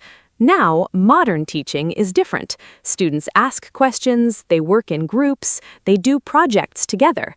I think this is much better. Children learn more when they are active. They remember things longer when they do them, not just hear them. Good teaching is like a door. It opens the world for children. That is a beautiful way to say it, Anna. Education really opens doors. Let me talk about technology now. Today, many children use computers and tablets at school. They watch videos and play educational games. Technology makes learning very interesting and fast. My little nephew loves learning with his tablet. He watches science videos and then asks his parents many questions. Technology helps children learn at their own speed. Some children are slow learners. That is okay. With technology, they can watch a lesson again and again. This is a great advantage. I think technology is a wonderful tool for education when teachers use it in the right way. Yes, technology is wonderful, but I also think we must be careful. Children should not spend too many hours looking at screens. It is not good for their eyes or their health. Balance is very important. Children need technology, but they also need books, pencils, and paper. Writing by hand is still very important. It helps the brain remember information better. I still write notes by hand when I study something new. It helps me a lot. Also, not all families have tablets or computers at home. Some children are poor. Schools must help these children too. Every child deserves a good education, rich or poor. That is a basic right. You are absolutely right. Education is a human right. Every child in the world should go to school. Sadly, this is not always the case. In some poor countries, many children do not go to school. Some children work instead of studying. They help their families earn money. This is a big problem. Without education, these children have fewer opportunities in the future. Many organizations around the world work to help these children. They build schools and give free books. I think this is very important work. We must support education everywhere. A better educated world is a better and more peaceful world for all of us. That is so sad, but true. Education changes lives. I read a story about a girl in Africa. She walked 5 kilometers every day to go to school. She was very determined. She studied hard and won a scholarship to a university. Now she's a doctor. Her whole village is very proud of her. Stories like this show the true power of education. When we have the chance to study, we must use it. We must not waste it. I always tell young people to study hard and never give up. Learning is sometimes difficult, but it is always worth it. The effort we put into education always brings good results in the end. What an inspiring story. I love hearing things like that. It reminds us how lucky we are. Many of us have schools near our homes. We have books, teachers, and computers. We should not take this for granted. Every morning we go to school, we have a great opportunity. I also want to mention learning languages. Learning a second language is very valuable today. English is spoken all over the world. If you speak English, you can talk to millions of people. You can find better jobs. You can travel more easily. I started learning English at age 8. It was difficult at first, but I kept trying. Now, look at me. I host a podcast in English. Yes, you do, and you do it very well. Learning languages is fantastic. When you learn a new language, you also learn about a new culture. You understand people from other countries better. This is very important in today's world. The world is becoming smaller because of the internet and travel. We meet people from many different countries. Speaking their language is a great sign of respect. Even a few words in someone's language can make them smile. I always try to learn a few words when I visit a new country. People appreciate it so much. Language learning also keeps our brain healthy and active. It is like exercise for the mind. Exercise for the mind. I like that idea very much, Anna. Our brain needs exercise just like our body. Reading books is also great exercise for the brain. I read every day, even if only for 15 minutes. Reading helps us learn new words. It also helps us understand different ideas and opinions. When I was a teenager, I did not like reading very much. I preferred watching TV. Then my father gave me an exciting adventure book. I could not stop reading it. After that book, I fell in love with reading. I think finding the right book for each person is very important. The right book can change your life and make you love reading forever. I love that story, Mark. The right book really can change everything. Parents play a big role in education, too. They are the first teachers in a child's life. Children learn from watching their parents. If parents read books at home, children want to read, too. If parents ask curious questions, children become curious, too. Parents should talk to their children a lot. They should read stories to them before bed. This is very important for children's language development. My mother read to me every night when I was small. I think this is why I love books so much today. Parents must be involved in their child's education. School and home must work together. Totally agree. Parents and teachers must be a team. When they communicate well, children do better in school. Some parents never go to school meetings. They're very busy with work. But it is important to make time. Just one visit to school can make a big difference. The teacher can tell the parents how the child is doing. Parents can share information about problems at home. Together, they can find solutions. My parents always came to my school. They knew all my teachers by name. I felt very supported. I worked harder because I knew my parents cared. Children who feel supported at home do better at school. That connection is truly very powerful. Exactly. Support is everything. Let's talk about university now. After school, many students go to university. University is a place for higher education. Students choose a subject they love. They study it in more depth. University can be very exciting. You meet many new people from different places. You become more independent. You cook for yourself, manage your money, and make your own decisions. University teaches life skills, not only academic knowledge. I studied teaching at university. I loved every minute of it. The friendships I made there are still very strong today. University was a life-changing experience for me. Do you have good memories from university, Mark? Oh, yes. University was amazing.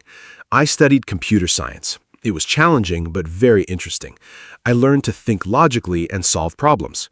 These skills help me every day in my work. At university, we also had many group projects. Working in a team taught me a lot. I learned to listen to other opinions. I learned to share ideas and compromise.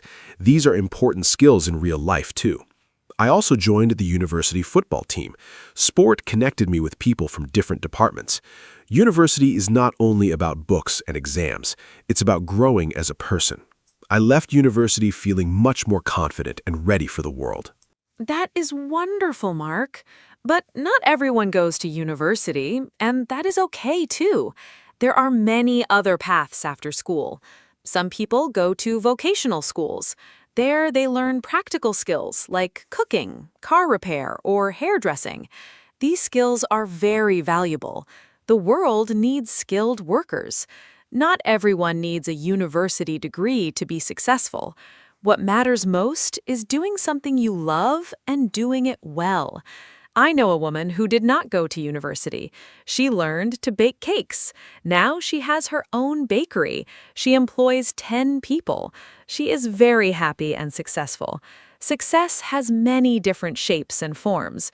It is not only one path. That is a great example, Anna. There's no single right path for everyone. The important thing is to never stop learning. Learning does not stop after school or university. We learn every day of our lives. We learn from our experiences. We learn from our mistakes, too. Mistakes are actually very good teachers. When I make a mistake, I try to understand what went wrong. Then I do better next time. I'm not afraid of making mistakes. They help me grow. Lifelong learning is a wonderful concept. Even elderly people can learn new things. My grandmother is 78 years old. She just started learning how to use a smartphone. She is so excited about it every single day.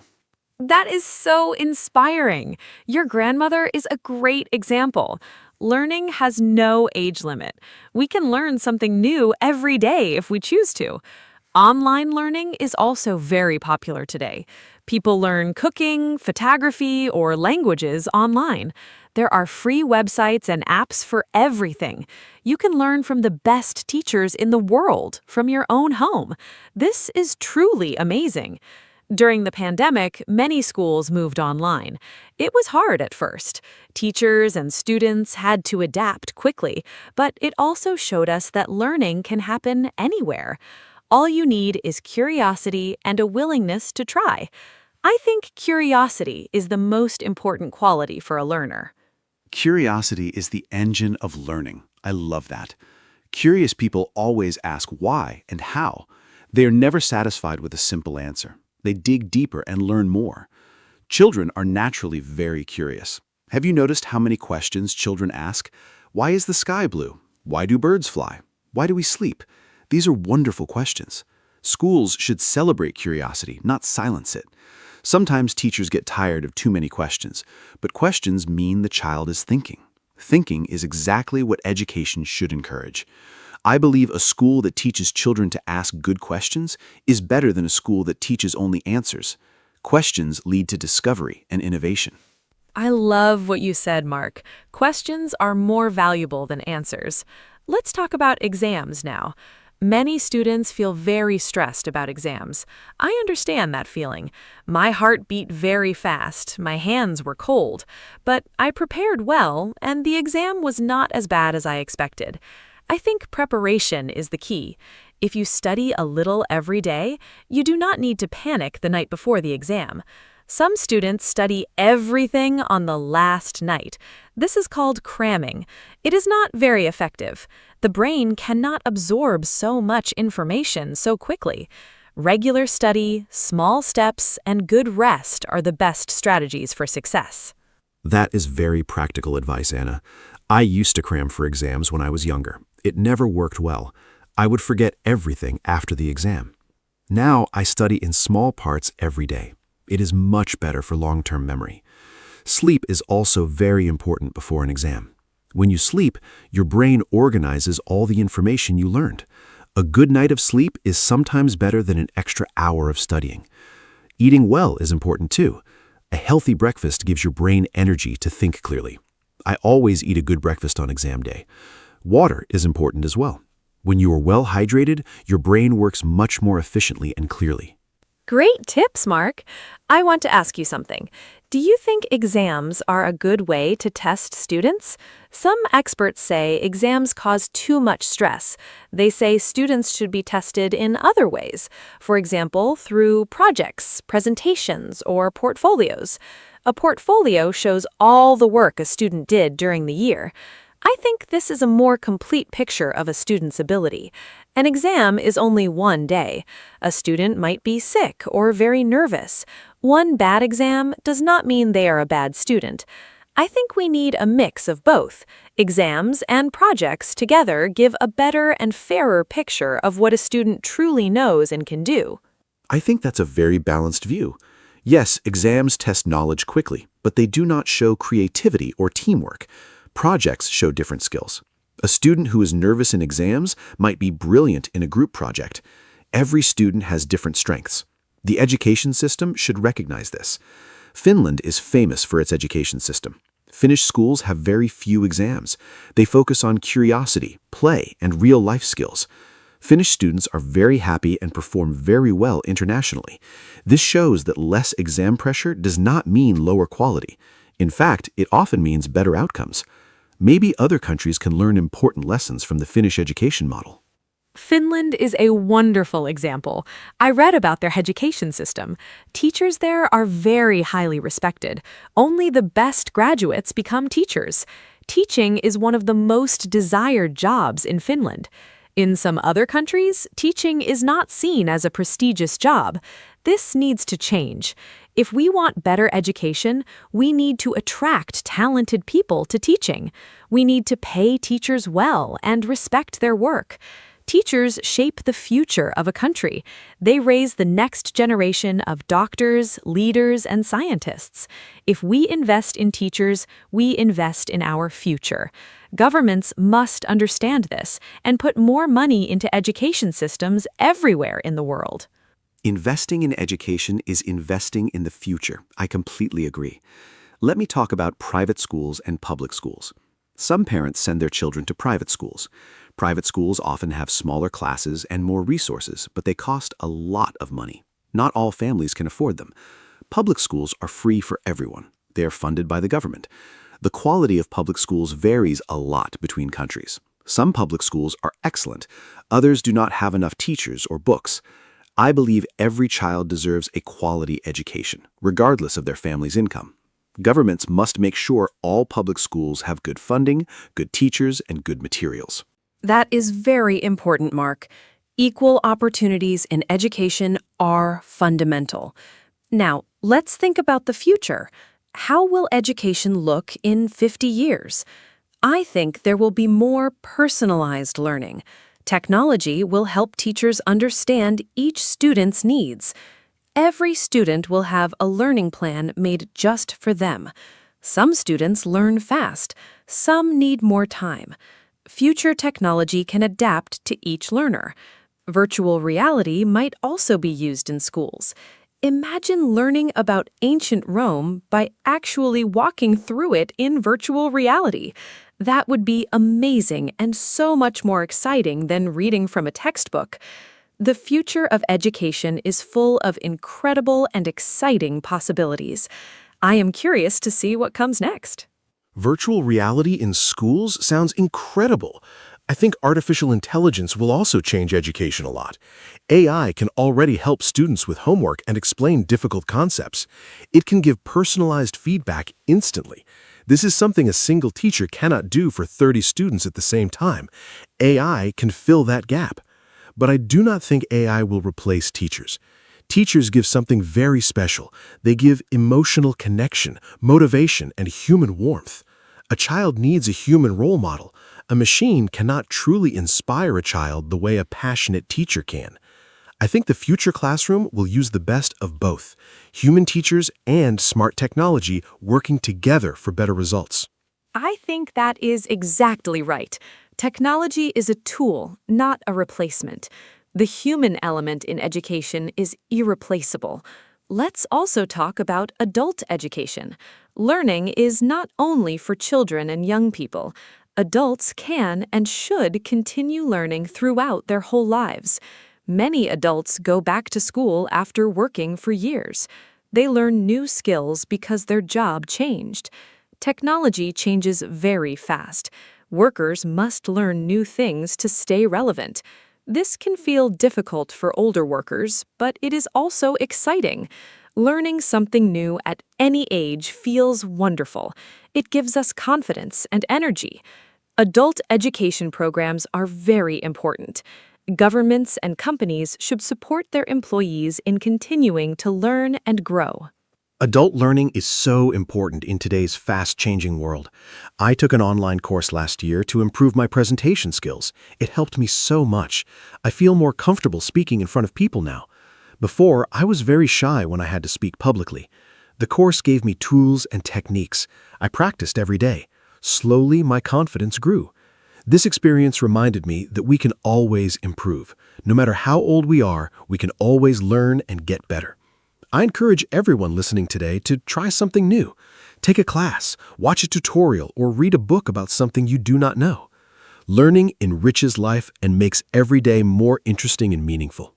What a great personal story, Mark. I also want to try new things. I want to learn photography next year. I think capturing beautiful moments with a camera is a real skill. I have always admired beautiful photos. Now I want to learn how to take them myself. Learning something creative is very satisfying. It gives us a way to express ourselves. Hobbies are a great form of education too. When we follow our hobbies, we learn without feeling like we are studying. Time passes quickly when we do something we love. I believe hobbies make us happier and more interesting people. They also connect us with others who share the same passion. Hobbies build wonderful communities and friendships. Photography is a beautiful hobby. I'm sure you will be great at it. You should share your photos with us on our social media. Our listeners would love to see them. Speaking of community, education also builds community. When people learn together, they form bonds, they share experiences, they help each other. A classroom is a little community. Students learn not only from the teacher, but also from each other. Group work teaches us cooperation. Discussions teach us to listen and express our opinions politely. These social skills are just as important as academic knowledge. The world needs people who can communicate well, work in teams, and understand different perspectives. Education teaches all of these important life skills beautifully. I think that is exactly right. Technology is a tool, not a replacement. The human element in education is irreplaceable. Let's also talk about adult education. Learning is not only for children and young people. Adults can and should continue learning throughout their whole lives. Many adults go back to school after working for years. They learn new skills because their job changed. Technology changes very fast. Workers must learn new things to stay relevant. This can feel difficult for older workers, but it is also exciting. Learning something new at any age feels wonderful. It gives us confidence and energy. Adult education programs are very important. Governments and companies should support their employees in continuing to learn and grow. Adult learning is so important in today's fast-changing world. I took an online course last year to improve my presentation skills. It helped me so much. I feel more comfortable speaking in front of people now. Before, I was very shy when I had to speak publicly. The course gave me tools and techniques. I practiced every day. Slowly, my confidence grew. This experience reminded me that we can always improve. No matter how old we are, we can always learn and get better. I encourage everyone listening today to try something new. Take a class, watch a tutorial, or read a book about something you do not know. Learning enriches life and makes every day more interesting and meaningful. What a great personal story, Mark. I also want to try new things. I want to learn photography next year. I think capturing beautiful moments with a camera is a real skill. I have always admired beautiful photos. Now I want to learn how to take them myself. Learning something creative is very satisfying. It gives us a way to express ourselves. Hobbies are a great form of education too. When we follow our hobbies, we learn without feeling like we are studying. Time passes quickly when we do something we love. I believe hobbies make us happier and more interesting people. They also connect us with others who share the same passion.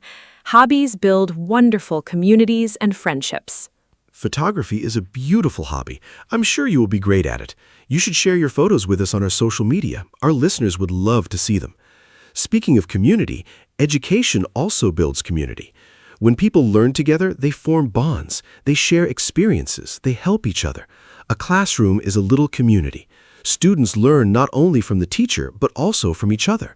Group work teaches us cooperation. Discussions teach us to listen and express our opinions politely. These social skills are just as important as academic knowledge. The world needs people who can communicate well, work in teams, and understand different perspectives. Education teaches all of these important life skills beautifully. I think that is exactly right. Technology is a tool, not a replacement. The human element in education is irreplaceable. Let's also talk about adult education. Learning is not only for children and young people. Adults can and should continue learning throughout their whole lives. Many adults go back to school after working for years. They learn new skills because their job changed. Technology changes very fast. Workers must learn new things to stay relevant. This can feel difficult for older workers, but it is also exciting. Learning something new at any age feels wonderful. It gives us confidence and energy. Adult education programs are very important. Governments and companies should support their employees in continuing to learn and grow. Adult learning is so important in today's fast-changing world. I took an online course last year to improve my presentation skills. It helped me so much. I feel more comfortable speaking in front of people now. Before, I was very shy when I had to speak publicly. The course gave me tools and techniques. I practiced every day. Slowly, my confidence grew. This experience reminded me that we can always improve. No matter how old we are, we can always learn and get better. I encourage everyone listening today to try something new. Take a class, watch a tutorial, or read a book about something you do not know. Learning enriches life and makes every day more interesting and meaningful. What a great personal story, Mark. I also want to try new things. I want to learn photography next year. I think capturing beautiful moments with a camera is a real skill. I have always admired beautiful photos. Now I want to learn how to take them myself. Learning something creative is very satisfying. It gives us a way to express ourselves. Hobbies are a great form of education too. When we follow our hobbies, we learn without feeling like we are studying. Time passes quickly when we do something we love. I believe hobbies make us happier and more interesting people. They also connect us with others who share the same passion. Hobbies build wonderful communities and friendships. Photography is a beautiful hobby. I'm sure you will be great at it. You should share your photos with us on our social media. Our listeners would love to see them. Speaking of community, education also builds community.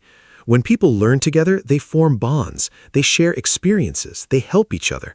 A classroom is a little community. Students learn not only from the teacher, but also from each other. Group work teaches us cooperation. Discussions teach us to listen and express our opinions politely. Before we finish today, I want to share one final thought. Education taught me something very important. It taught me how to think. Not just what to think, but how to think. Critical thinking means we do not believe everything we hear. We ask questions. We look for evidence. We consider different opinions. In today's world, we see a lot of false information online.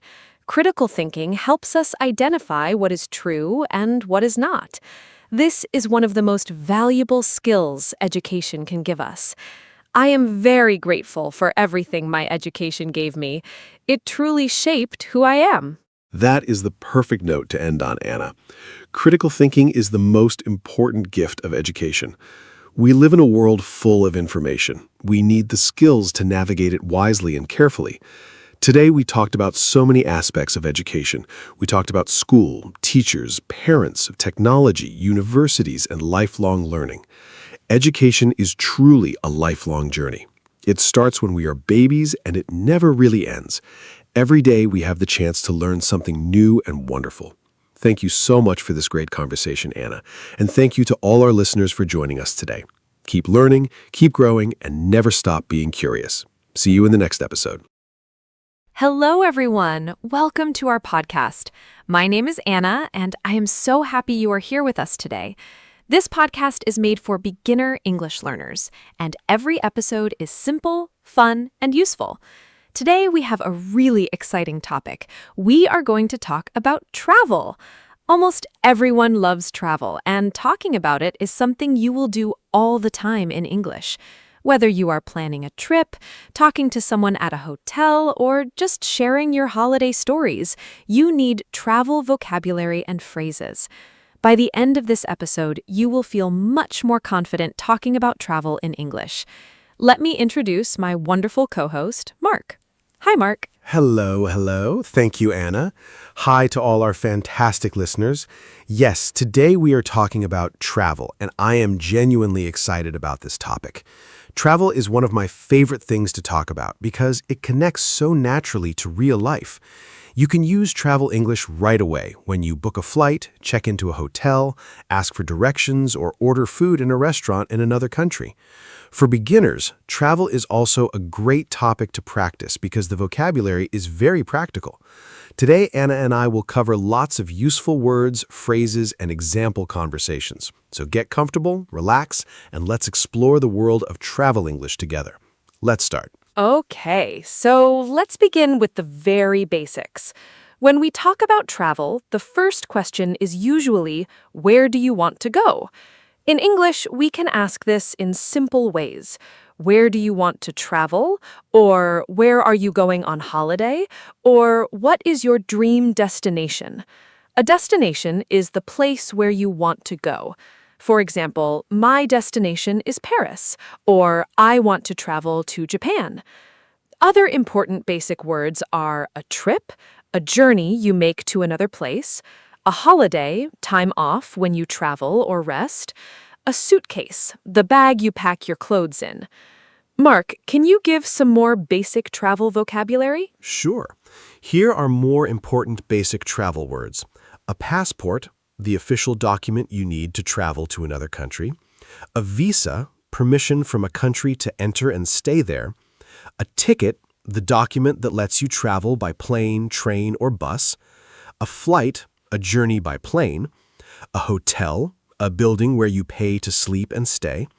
A map, a drawing that shows streets and places to help you find your way. A tourist, a person who visits a place on holiday. A souvenir, a small gift you buy to remember a place. These are all very common words you will hear when you travel. Learn them. Those are great words. Passport, visa, ticket, flight, hotel, map, tourist, souvenir. All so useful. Now let's talk about how to plan a trip. When you plan a travel, the first step is usually to choose your destination. Then you need to book your transport. This means you buy your tickets in advance. I want to book a flight to Rome. Next, you book your accommodation, a place to stay. I need to book a hotel room for 3 nights. Then you pack your suitcase. You put your things inside. Finally, you go to the airport or train station. Mark, can you give some useful phrases for booking a trip? Of course. Here are some very useful phrases for planning a trip. I want to book a flight to London for next Friday. Can I get a return ticket, please? A return ticket means you go and come back. I need a single ticket to Madrid. A single ticket is one way only. I would like to book a hotel room for 2 nights. Do you have any rooms available? What time does the flight depart? Depart means leave. What time does the flight arrive?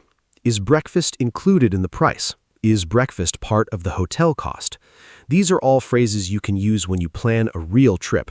Practice them at home. Is breakfast included? I love that phrase. It is so useful when you stay in a hotel.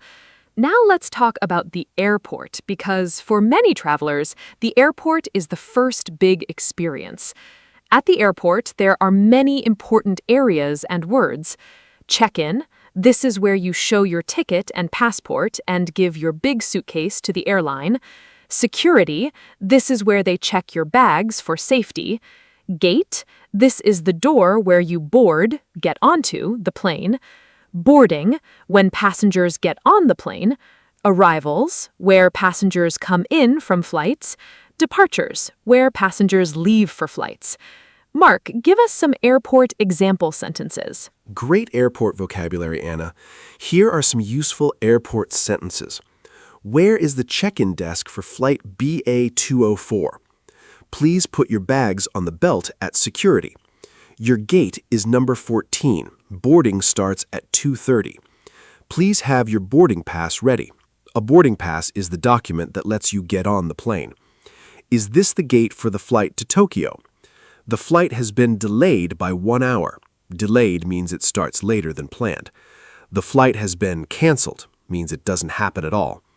My bag is lost. Can you help me? Said when your suitcase doesn't arrive. Very important to know. My bag is lost. I hope nobody needs to say that, but it is very important to know. Now, let's talk about hotels, because after the airport, the hotel is usually the next big place you visit when you travel. At a hotel, you check in when you arrive and check out when you leave. The reception or front desk is where you go to get your room key and ask questions. The room can be single for 1 person or double for 2. Other useful words: room service, food delivered to your room. A lift takes you between floors. Mark, what phrases can you give for talking to hotel staff? Sure. Here are very useful hotel phrases. I have a reservation under the name Anna Smith. A reservation is a booking you made before. Can I check in, please? My name is Mark. What time is checkout? Checkout is when you must leave the room. Can I have a wake-up call at 7 o'clock, please? Is there free Wi-Fi in the hotel? My room is too cold. Can you help? The shower is not working. Can I have an extra pillow, please? I would like a room with a sea view. Can you recommend a good restaurant nearby? Nearby means close to here. These are all real phrases hotel guests use every day. Practice them. I would like a room with a sea view. That sounds like a wonderful dream. Now, let's talk about different types of transport. There is the plane, the fastest way to travel far. A train, great for traveling between cities, comfortable and fast.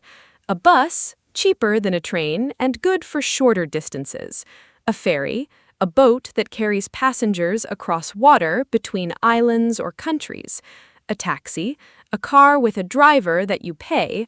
A car rental, you rent a car and drive yourself. Mark, what type of transport do you prefer when you travel? Great question. Personally, I love traveling by train because I can relax, look out of the window, and enjoy the scenery. Scenery means the view of nature and landscapes around you.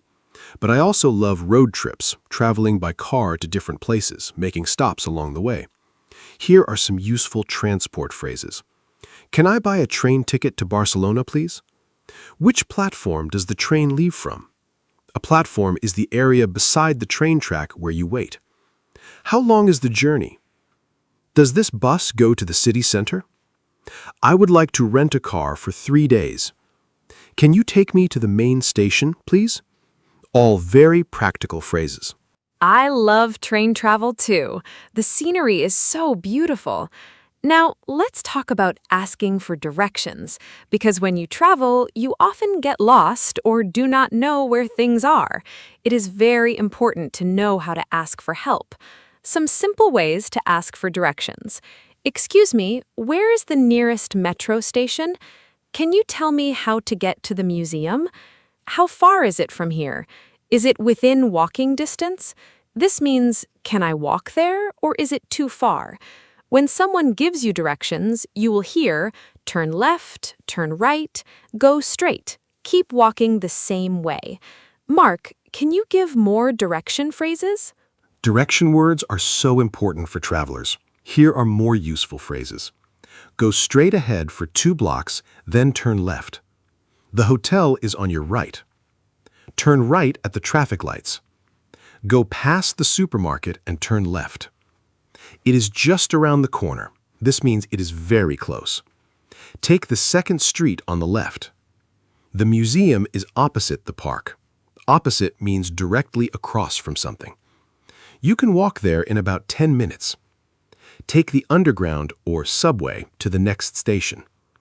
I'm sorry, I'm not from here. I do not know. A polite way to say you cannot help. Very useful. It is just around the corner. It means something is very close. Now, let's talk about food and restaurants when traveling, because eating is one of the best parts of any trip.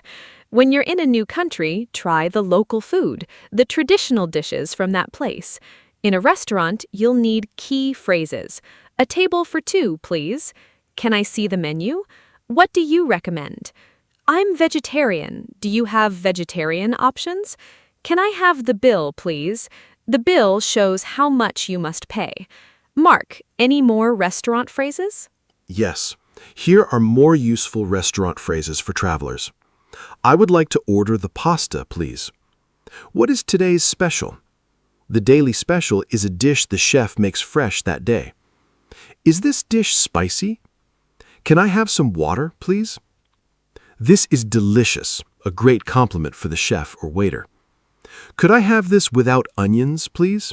Useful if you don't like something. Can I pay by card? Do you have a children's menu? We would like separate bills, please. Each person pays for their own food. A very important phrase. What is this dish made of? To find out the ingredients. Always ask if you have food allergies. What is this dish made of? A smart question if you have food allergies. Now let's talk about sightseeing, one of the most fun parts of travel. Sightseeing means visiting famous and interesting places. A sightseeing spot is called an attraction or a landmark. Famous landmarks include the Eiffel Tower in Paris, Big Ben in London, and the Colosseum in Rome. When you visit, you need phrases like, how much does it cost to enter? What time does it open? Is there a guided tour? A guide walks you around and explains everything. Mark, what are your favorite sightseeing activities? I love exploring local markets and walking around old city centers. They always feel so alive and interesting. When sightseeing, here are some very useful phrases. 2 tickets to the museum, please. Is photography allowed inside? Some museums do not allow photos. Where is the entrance? How long does the tour take? Do you have an audio guide? An audio guide is a device or phone app that tells you about the place as you walk. Is there a discount for students? Can I buy tickets online? What is the most popular attraction in this city? I would like to visit the Old Town, the historic, original part of a city. Very useful for any sightseeing trip. Is photography allowed? So important to ask before taking pictures. Now let's talk about shopping when traveling, because buying things is a fun part of many trips. You might visit local markets, shopping streets, or souvenir shops. Useful shopping phrases. How much does this cost? Can I try this on to see if clothing fits? Do you have this in a larger size? This is too expensive. Do you have anything cheaper? I will take it when you decide to buy something. Can I pay in cash? Where can I find a pharmacy? Mark, more shopping phrases? More shopping phrases for travelers. Do you accept credit cards? Can I get a receipt, please? A receipt is a piece of paper that proves you paid. Is there a tax refund for tourists? Some countries give tourists money back on shopping tax. Do you have this in a different color? Can you gift wrap this? Is this a local product? Good when buying souvenirs. Where's the nearest shopping center? Do you have a sale on? A sale means lower prices. I'm just looking, thank you. A polite way to say you are not ready to buy. These phrases make shopping abroad very easy. I'm just looking, thank you. I use that phrase all the time. Now let's talk about money and payments when traveling, because when you travel, the money is often different. In Europe, many countries use the euro. In the United Kingdom, they use the pound. In Japan, the yen. You need to exchange money. Change your home currency for the local one. A currency exchange is the place to do this. Useful money phrases. What is the exchange rate today? Can I exchange euros for dollars? Is there an ATM nearby? An ATM gives you cash. Mark, more money phrases? Yes, money and banking are really important for travelers. Here are more useful phrases. I would like to withdraw some cash. To withdraw means to take money out. Can I use my debit card here? Is there a fee for using this ATM? My card is not working. Can you help? How much does this cost in euros? Do you take foreign currency? Some shops accept the money of other countries. I have traveler's checks. Traveler's checks are a safe way to carry money abroad. Can I get change for this note? A note is paper money. A very practical tip, always tell your bank before you travel so they do not block your card. Tell your bank before you travel. Such very practical advice. I forgot once and my card was blocked on the first day. Very stressful. Now let's talk about making conversation with local people, one of the best parts of travel. Simple conversation starters. Excuse me, do you speak English? I'm a tourist. Can you help me? I'm visiting from South Korea. This is my first time here. I love your city. What do you recommend? What is the best time of year to visit? Mark, can you give more phrases for friendly conversations with local people? Meeting local people is the best part of travel. Here are more friendly phrases. How long have you lived here? What is your favorite thing about this place? Are there any hidden gems nearby? A hidden gem is a wonderful place few tourists know about. What local dish must I try? Is this area safe for tourists? I'm staying here for 1 week. I'm traveling alone. I'm traveling with my family. Is there a local market to visit? Thank you so much for your help. And when someone is extra helpful, you made my day. They made you feel very happy. "You made my day" is such a warm and friendly expression to know. Now let's talk about common travel problems, because not every trip goes perfectly. Sometimes things go wrong, and you need to ask for help. Common problems include a delayed or canceled flight, a lost bag, feeling sick, or losing your passport. Useful phrases for problems: "I need help, please." "I have lost my passport." "I feel sick. Is there a doctor nearby?" "My bag did not arrive." "I missed my train. What can I do?" "Where is the nearest hospital?" "I need to contact my embassy." Mark, can you give more problem-solving phrases? Problem phrases are so important. Here are more useful ones. I do not understand. Can you say that again more slowly? Can you write it down for me, please? Can you call a taxi for me? I am allergic to this medicine. Do you have something else? My phone battery is dead. Can I use your charger? I have lost my wallet. I need to make an emergency call. Is there a police station nearby? Can you help me find my hotel? Here is the address. I do not have travel insurance. Travel insurance helps you pay for problems on your trip. Can I use the phone? These phrases could help in a real emergency. Very important to know. Travel insurance and emergency phrases, so important. Now let's talk about accommodation, because there are so many different types of places you can stay when you travel. We already mentioned hotels, but there are other options too. A hostel, a cheaper place to stay, often with shared rooms. It is very popular with young travelers and backpackers. A backpacker travels with just a backpack and a small budget. A guest house, a small family-run place, often cheaper and more personal than a big hotel. An Airbnb, renting someone's home for your stay. A resort, a large hotel, often by the beach, with activities included. Mark, what type of accommodation do you prefer? I love different types depending on the trip. For a relaxing holiday, I enjoy a resort by the sea. For a budget city trip, a guest house or Airbnb is perfect. You experience the local area more closely. Here are useful accommodation phrases. I would like to check in, please. Can I have a quiet room? Does the room have air conditioning? Is there a safe in the room? A safe is a locked box for your valuables. Can I leave my luggage here after checkout? Is parking available? Is the hotel near public transport? All very practical questions. Can I leave my luggage after checkout? So useful when your flight is late in the evening and checkout is in the morning. Now let's talk about weather, because it can completely change all your travel plans. Always check the weather forecast before you travel. Useful weather words: sunny, the sun is shining; rainy, lots of rain; cloudy, covered with clouds; windy, strong wind; hot, very warm; cold, low temperature; snowy, snow is falling; humid, warm and wet air, common in tropical countries. Mark, how does weather affect your travel plans? Weather really does change everything when you travel. I always check the forecast carefully before packing my suitcase. For hot and sunny weather, I bring light clothes, sunscreen, and a hat. For cold or rainy weather, I pack a jacket and umbrella. Here are useful weather phrases for travel. What is the weather like in Bangkok in July? Is it the rainy season now? Should I bring an umbrella? The weather is perfect for sightseeing. I was not expecting it to be so cold. There's a storm coming. Should I change my plans? What is the best season to visit? Very natural. What is the best season to visit? Such a useful question. Different places are beautiful at different times of year. Now let's do a fun activity. Let's imagine we are planning a trip together. Mark, let's pretend we are two friends planning a holiday. I will start. So, Mark, where should we go for our next holiday? I really want somewhere sunny and warm. Maybe the beach? This kind of role-play conversation is great practice for our listeners. Try to do this with a friend at home.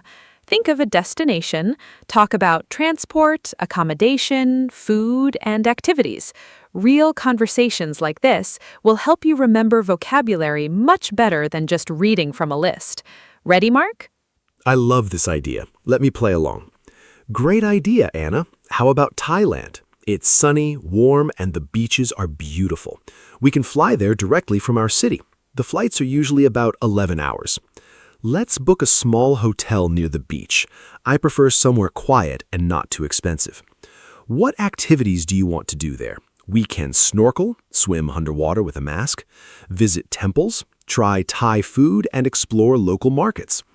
That sounds amazing. I will check the visa requirements. Do we need a visa to go there? This kind of conversation is perfect practice. Listeners, try making your own travel planning conversation with a friend. That Thailand conversation was so much fun. I really want to go now. Now, let's talk about describing a place when you come back from a trip. People always ask, "How was your holiday?" or "What was it like?" You need to describe places in English. Useful adjectives: beautiful, very nice to look at; crowded, full of many people; peaceful, quiet and calm; exciting, full of interesting things to do; expensive, costs a lot; affordable, good value; amazing, incredible, wonderful; disappointing, not as good as you expected. Mark, can you give some example sentences? Describing places is so much fun. Here's some natural example sentences. The old town was absolutely beautiful. The streets were narrow and full of history. The beach was very crowded in summer, but still lovely. The mountains were peaceful and perfect for walking. The mood market was exciting. There were so many different smells and colors. The hotel was clean, comfortable, and very affordable. Unfortunately, the weather was disappointing. It rained every day. The city was amazing. I want to go back. The local people were incredibly friendly and welcoming. Notice the adjectives. They paint a picture for the listener. Describing places with feeling and detail makes your stories much more interesting to listen to. Those descriptions are absolutely wonderful. The streets were narrow and full of history. I can picture it perfectly. Now, let's learn some very useful travel expressions that English speakers use all the time. Hit the road. This means to start a journey. Live out of a suitcase. To travel so much you never stay in one place long. Off the beaten track. Going to places not popular with most tourists. Explore the world. To travel and discover new places. Jet lag. Feeling very tired after changing time zones. Mark, can you give examples using these travel expressions? I love those travel expressions. Here's some natural example sentences using them. We hit the road early in the morning to beat the traffic. She basically lives out of a suitcase because she travels so much. I prefer off-the-beaten-track destinations away from big crowds. My dream is to explore the world and visit every continent. I had terrible jet lag after flying from New York to Seoul. More great travel expressions: go sightseeing, to visit tourist attractions. Pack light, bring very few things in your bag.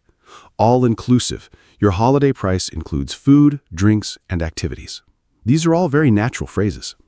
Pack light. That is great advice for any traveler. I always bring too many things. Now, let's talk about traveling for different reasons.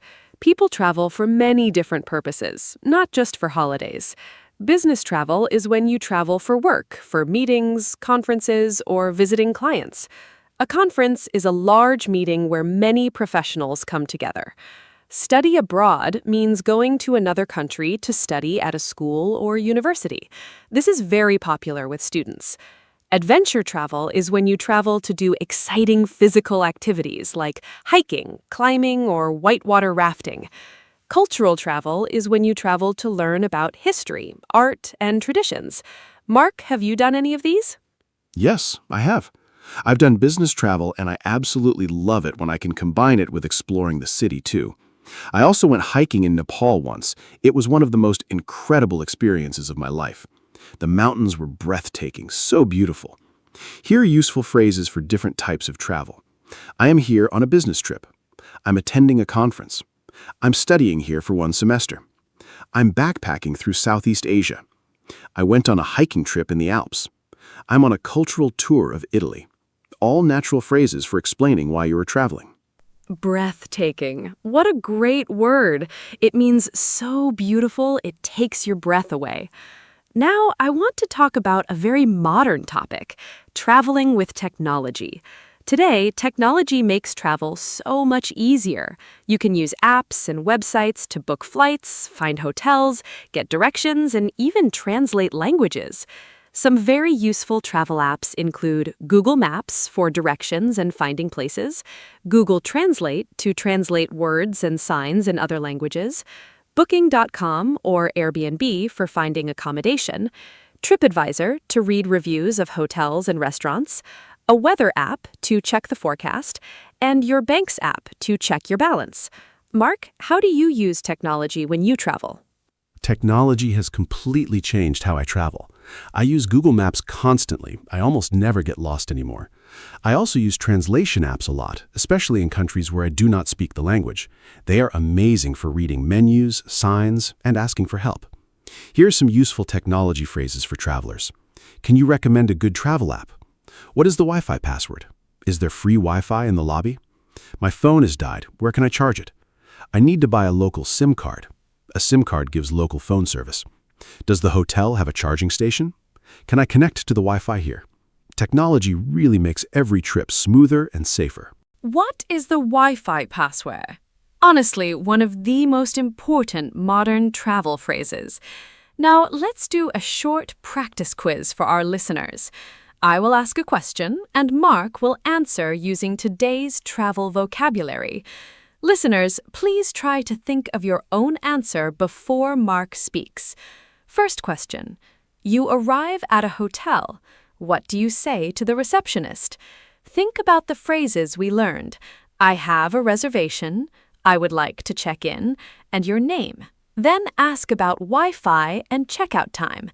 Imagining real situations is one of the very best ways to improve your English. Great quiz, Anna. Okay, here's my answer. At the hotel reception, I would say, "Hello, I have a reservation under the name Mark Johnson." Then the receptionist asks for my passport and gives me my key. I then ask, "What time is checkout? Is breakfast included in the price? Is there free Wi-Fi in the room? Can you recommend a good restaurant for dinner nearby?" And when I go to my room, if there is a problem, I would say, "Excuse me, the air conditioning is not working." Or, "Can I have an extra towel, please?" These are all completely natural hotel conversations. Try saying these phrases out loud at home. Speaking practice builds confidence. Excellent hotel conversation, Mark. Now, let's do one more practice scenario. You are at a restaurant in Italy. You do not speak Italian. What do you say? Think about the phrases, do you speak English? Can I see the menu? What do you recommend? I am allergic to. This is a very real situation that many travelers face every day. English is the common language of international travel, not just the language of England or America, but the whole world. When people from different countries meet, they communicate in English. This is one of the most important reasons to learn English. Such a great point. English really is the international language of travel. Here's my restaurant answer. I walk in and say, "Hello, do you have a table for two?" The waiter shows us a table. "Thank you. Can we see the menu?" Then, "What do you recommend? What is the specialty here, the best dish?" If I do not know a word, "What is bruschetta? What is it made of?" When we are ready, I will have the pasta, please. At the end, "Can we have the bill? Can I pay by card?" These phrases work in any restaurant anywhere in the world. Those phrases work anywhere. So true. Now, I want to give our listeners some final tips for traveling and using English when abroad. Tip 1. Do not be afraid to speak English even if you make mistakes. People appreciate when you try, and most people are kind and helpful. Tip 2. Learn a few words of the local language. Hello, thank you, and please go a very long way. People love it. Tip 3. Carry a notebook and write down useful phrases. Tip 4. Use apps like Google Translate when you are stuck. Tip 5. Smile. A smile is understood everywhere. Mark, do you have any final travel tips? Great tips, Anna. Here are a few more from me. Tip 6, always make a copy of your passport and keep it separate from the original, just in case. Tip 7, buy travel insurance before every trip. It can save a lot of money if things go wrong. Tip 8, tell someone at home your travel plans, your hotel name, and return date. Tip 9, be respectful of local customs and cultures. Always be curious and open-minded. Tip 10, enjoy every single moment. Travel is one of life's greatest gifts. Every trip teaches you something new. Happy travels to everyone.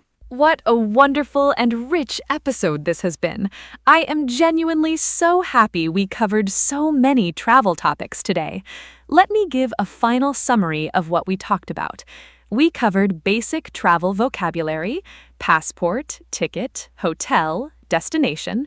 We talked about the airport, different types of transport, hotels, asking for directions, food and restaurants, sightseeing, shopping, money, weather, accommodation, travel problems, technology, and describing places. We also practiced real travel conversations and learned some great travel expressions. There is so much travel English to explore, but today you have a really strong and practical foundation. Remember, the best way to practice is to use the language in real situations. Thank you so much for listening. Thank you so much, Anna, and a very big thank you to every listener today. I hope this episode made you feel excited about traveling and using English when you travel. Remember, English is your travel superpower. With English, you can go anywhere and communicate with anyone. Do not wait until your English is perfect. Travel and learn at the same time. Every trip is a language lesson. Review today's vocabulary, practice the phrases with a friend, and you will feel ready for any travel situation. Take great care, and we'll see you in the next episode. Goodbye. Hello, everyone. Welcome to our podcast. My name is Anna. Today, we have a very fun topic. We are going to talk about the gym. I think many people want to go to the gym, but they don't know where to start. I am not an expert, but I love going to the gym. I started not very long ago, and I learned many things. Today, my friend Mark is here with me. He also goes to the gym. We will talk about our experiences. I hope this is helpful for you. So, let's start. Mark, are you ready? Yes, Anna, I am very happy to be here. Hello, everyone. My name is Mark. I am so excited about today's topic. The gym can feel scary at first. I know because I was scared too when I first went. But now I really love it. Going to the gym is good for your body and your mind. In this podcast, Anna and I will talk about simple things like what to bring, what to do, and how to feel comfortable. We want to help beginners like you. So please listen and enjoy. Let's have a great conversation today. Mark, let me ask you a simple question first. When did you start going to the gym? I started about 1 year ago. Before that, I never went. I was a little afraid. I thought the gym was only for strong people. But one day, my friend invited me, and I went. It was a good experience. I felt tired after, but also happy. Now I go 3 times a week. I think starting is the hardest part. Once you start, it gets easier. Did you feel the same way when you first started? Yes, Anna, I totally understand that feeling. I started going to the gym about 2 years ago. My first day was very difficult. I did not know how to use the machines. I was also shy because there were many people. But after 2 or 3 visits, I started to feel more comfortable. I also asked a trainer for help. That was a very good idea. The trainer showed me the right way to do the exercises. I think beginners should always ask for help. It is not embarrassing. Everyone was a beginner at some point. The gym is a friendly place when you give it a chance. That is so true. I remember my first week. I did not know what to do either. I just walked on the treadmill for 20 minutes. That was my whole workout. I laughed about it later, but it was okay because I went. The important thing is to go. You don't need to do many exercises at first. Just move your body. I also watched some videos online before going. They helped me understand basic exercises. Mark, what did you do in your first week? Did you try many machines or did you start slow? I think everyone starts differently, and that is fine. Anna, I started very slow too. In my first week, I only did simple things. I walked on the treadmill and I used light weights. I did not try to do too much. I think beginners often make a mistake. They try to do everything on the first day. Then they feel very tired and sore and they don't want to go back. It is better to start small. Do a little each time, then slowly add more. Your body needs time to get used to the gym. I always tell my friends, go slowly, but go regularly. That is the best advice for a beginner. I love that advice, Mark. Go slowly, but go regularly. Yes. I also think it helps to have a plan. When I first started, I went to the gym, but I had no plan. I just walked around and looked at the machines. I did not know what to do. Then I asked for help from the gym staff. They gave me a simple beginner plan. It had 3 exercises for each visit. That was perfect for me. Having a plan made me feel more confident. I knew what to do when I came in. Mark, do you think beginners need a plan, or is it okay to just go without one? A plan is very helpful. I think beginners should have at least a simple plan. It does not need to be complicated. For example, warm up for 5 minutes, do 3 exercises, then cool down. That is enough at the start. Without a plan, you can feel confused and waste time. Also, a plan helps you see progress. You can write down what you do each day, then you can see that you are getting better. That feels really good. Many gyms offer free sessions with a trainer when you join. Beginners should use that opportunity. The trainer can make a simple plan just for you. Oh yes, free trainer sessions are so valuable. I used mine when I joined my gym. The trainer was very kind. She showed me 5 basic exercises. She also taught me how to breathe correctly during exercise. I did not know that breathing was so important. If you breathe wrong, you get tired faster.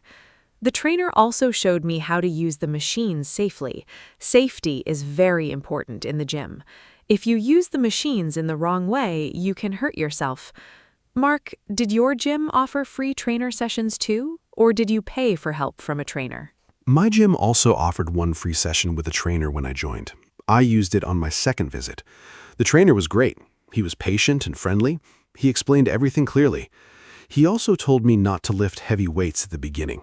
Many beginners try to lift very heavy weights to look strong, but that is dangerous. You can hurt your back or your shoulders. It is better to use light weights and do the exercise correctly. Form is more important than weight. After a few months, you can slowly increase the weight, but always focus on doing the exercise in the right way first. Form is so important. I learned that lesson too. One time I tried to use a heavier weight and my back hurt for 2 days. After that, I went back to lighter weights. I learned my lesson. Speaking of safety, I think it is also important to warm up before exercise. A warm-up prepares your body. It helps your muscles get ready. A simple warm-up can be 5 minutes of walking or light stretching. Do you always warm up before your workout, Mark? I try to, but sometimes when I am in a hurry, I skip it. And I usually feel it later. My muscles are more sore when I skip the warm-up. Yes, Anna, warming up is very important, and I always try to do it. When I skip the warm-up, I can feel the difference. My muscles feel tight and uncomfortable. A good warm-up gets your heart beating faster and your blood moving. It also helps prevent injury. I usually walk on the treadmill for 5 minutes, then do some light stretching. That takes about 10 minutes total. It is not long, but it makes a big difference. I also do a cool down at the end of my workout. That is also important. Cooling down helps your heart rate go back to normal slowly and reduces soreness the next day. Yes, the cool down is something I also do now. I stretch for about 5 to 10 minutes at the end of my workout. It feels really good after all that exercise. My body relaxes and I feel calm. Mark, let's talk about gym clothes now. I think many beginners wonder what to wear. When I first went, I just wore regular clothes, but I quickly learned that gym clothes are much more comfortable. I bought some good sports shoes and leggings. It made a big difference. I felt more comfortable moving and doing exercises.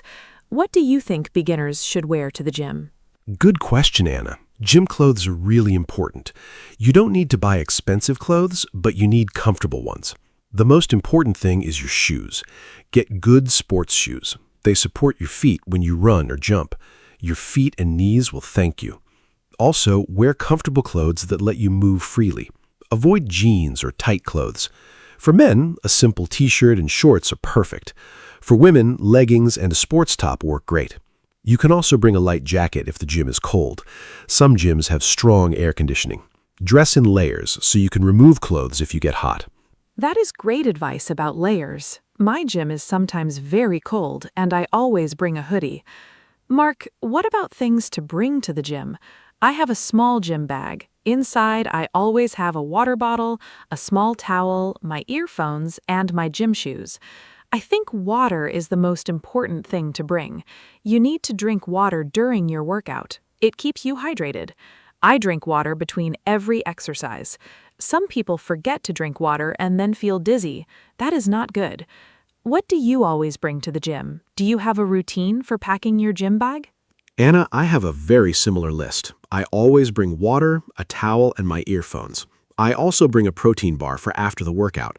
My body needs food after exercise to recover. I also bring a small notebook. I write down my exercises, the weights I use, and how many repetitions I do. This helps me track my progress. I can see week by week if I'm getting stronger. It's very motivating. I also bring a lock for my locker. Most gyms have lockers where you can keep your things safe while you exercise. A small lock is a very useful thing to have. Oh, I love the idea of writing down your exercises in a notebook. That is so smart. I use my phone to track my workouts, but a notebook works too. Tracking your progress is really motivating. When I see that I can do more than before, I feel so proud of myself. Mark, let's talk about gym schedules. How often should a beginner go to the gym? I go 3 times a week. I think that is a good number for beginners. But some people try to go every day at the beginning. Is that a good idea? What do you think is the right number of gym days per week for a new person? 3 times a week is perfect for beginners. I agree with you, Anna. Going every day is too much at the start. Your muscles need time to rest and grow. When you exercise, your muscles get small tears. Then, during rest, they repair and become stronger. If you don't rest, your muscles cannot recover properly. You also risk getting injured. I recommend beginners go to the gym 2 or 3 times a week. Rest on the other days. On rest days, you can still be active, go for a walk, ride a bike, or just stretch at home. But the gym workout days should have rest days between them. That makes so much sense. Rest is part of the training. I did not know that at first. I thought more gym time meant more results. But actually, rest is just as important as exercise. My body really feels the difference when I rest properly. I also sleep better on the days I exercise. Mark, speaking of sleep, do you sleep better after going to the gym? I find that I fall asleep much faster on gym days. Exercise makes me feel physically tired but mentally relaxed. It is a wonderful feeling. Do you have any other lifestyle tips for beginners who are just starting their gym journey? Yes, sleep is so important. I also sleep much better on gym days. Exercise and good sleep go together very well. For lifestyle tips, drink a lot of water every day, not just at the gym. Eat healthy food. You don't need a very strict diet, but try to eat vegetables, fruits, and protein. Protein helps your muscles recover. Chicken, eggs, and beans are good sources of protein. Also, try to reduce junk food and sugary drinks. Small changes in your diet make a big difference over time. And remember, the gym is just one part of a healthy lifestyle. Sleep, food, and rest all matter too. Food is such an important topic. I changed my eating habits a little when I started going to the gym. I now eat more protein and fewer sweets. I also drink more water. I used to drink only 1 glass of water a day. Now I drink about 8 glasses. My skin looks better and I have more energy. Mark, let's talk about motivation. Some days I really don't want to go to the gym. I feel lazy or tired. I think many beginners feel this way. How do you stay motivated? What do you do on days when you don't feel like exercising? This is something many people struggle with. Motivation is a big challenge for everyone, even for experienced gym goers. On days when I don't want to go, I remind myself how good I feel after the workout. During the workout, I might feel tired, but after, I always feel happy and proud. I also have a gym friend. We go together twice a week. Having a gym buddy is a great motivation. You don't want to let your friend down. Another tip, put your gym clothes on. Once I am dressed in my workout clothes, I almost always go. It sounds silly, but it really works. Also, set small goals. When you reach a goal, celebrate it. A gym buddy is a wonderful idea.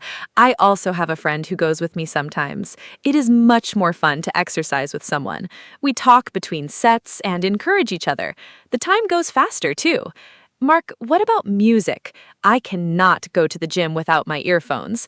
Music makes everything better. I make a special playlist for the gym. Fast, energetic songs help me push harder. I think music really affects how hard you exercise. When a good song plays, I feel like I can do more. Do you listen to music at the gym, or do you prefer silence or podcasts? What kind of music do you like when you exercise? Music is essential for me at the gym. I cannot imagine working out without it. I love listening to upbeat, fast music during exercise. It gives me energy and makes me feel strong. I have a special gym playlist with about 30 songs. I update it every month with new songs so it stays exciting. Some people listen to podcasts or audiobooks at the gym. I tried that once, but I prefer music for high-energy workouts. For slower workouts like stretching or walking, podcasts are nice. The most important thing is to listen to whatever makes you feel good and motivated. Music is a powerful tool for exercise. I totally agree. Music changes everything. Okay, Mark, let's talk about different types of exercise.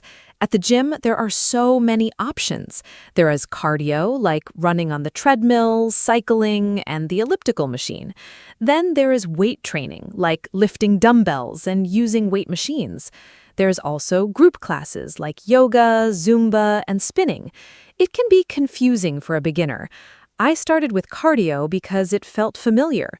Walking and running, I knew how to do those things. I felt comfortable there. What do you recommend for beginners? Should they start with cardio or weights? What is your opinion? That is a great question. I think beginners should do a mix of both cardio and weights. Cardio is good for your heart and burns calories. Weights are good for building muscle and making your body stronger. You don't need to choose just one. A simple beginner program might be 10 minutes of cardio to warm up, then some basic weight exercises, then 10 minutes of cardio or stretching at the end. This is a good balanced workout. Group classes are also great for beginners. The instructor leads the class, so you just follow along.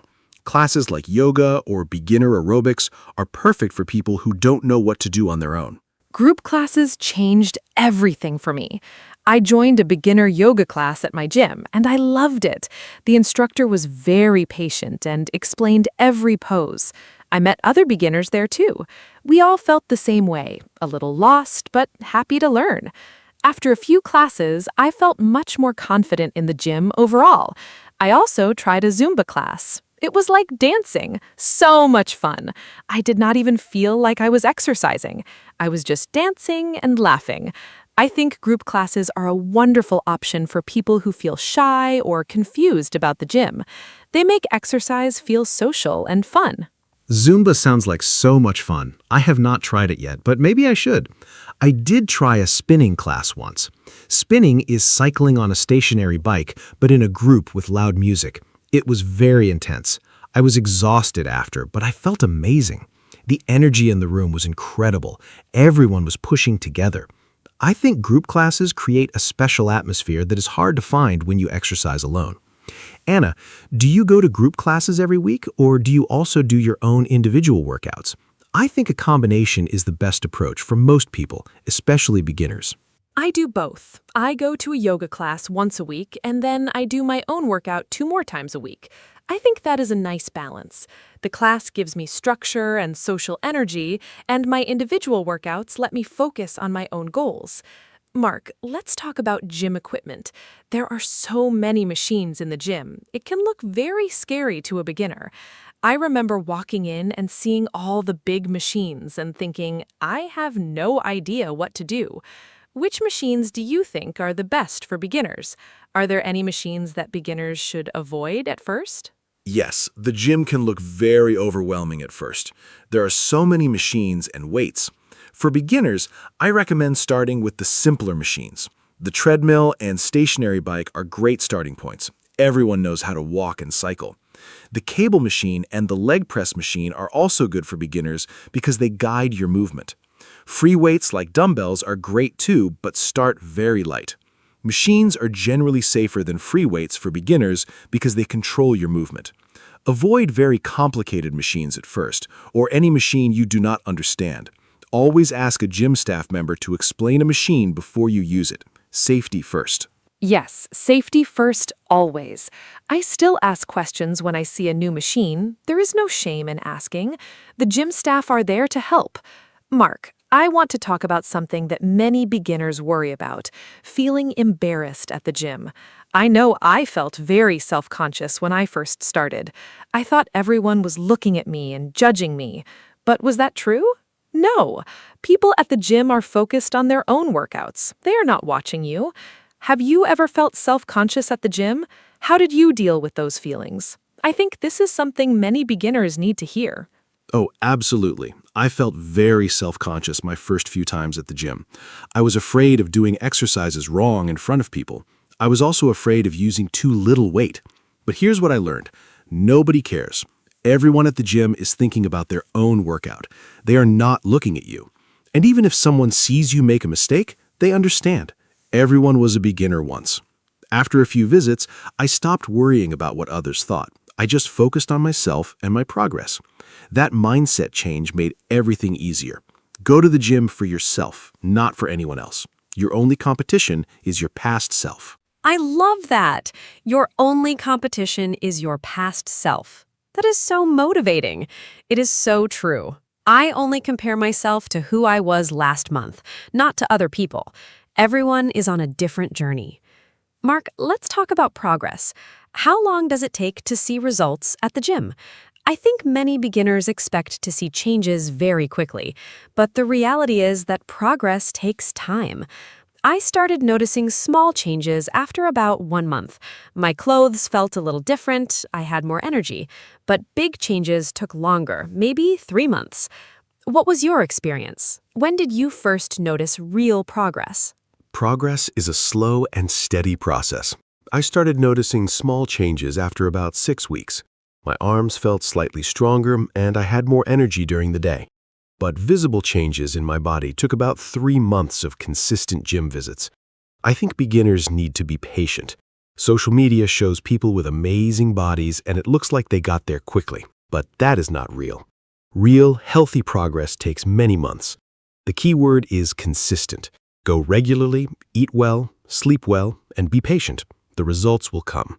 Also, remember that feeling stronger and having more energy are results too, even before you see big physical changes. Consistency is the key. I could not agree more. Going regularly, even when you don't feel like it, that is what makes the difference. Mark, what about gym etiquette? There are some unwritten rules at the gym. As a beginner, I did not know these rules at first. For example, you should wipe down the equipment after you use it. You should not leave weights on the floor. You should not talk loudly on your phone. These are small things, but they matter. Did you know about gym etiquette when you first started, or did you learn the rules as you went? Are there any important rules you think beginners should know? Gym etiquette is very important. I learned most rules by watching other people. The main rules are always wipe the machine or mat after you use it. Put weights back in the right place when you finish. Do not occupy a machine when you are not using it. And don't give people unsolicited advice. If someone is exercising, do not interrupt them unless it is urgent. Also, be mindful of personal space. Give people room to exercise comfortably. Be friendly, but respect that some people want to focus and be quiet. Following these simple rules makes the gym a pleasant place for everyone. Beginners who follow gym etiquette are always appreciated by other gym members. Those are such important rules. I'm glad you mentioned not giving unsolicited advice. I have seen that happen, and it makes people uncomfortable. Mark, I want to ask about setting goals. When you first joined the gym, what was your goal? I think having a clear goal helps you stay focused. My first goal was simple: go to the gym at least twice a week for 1 month. I did not think about losing weight or getting strong yet. Just going regularly was my goal. After 1 month, I felt so proud that I had achieved it.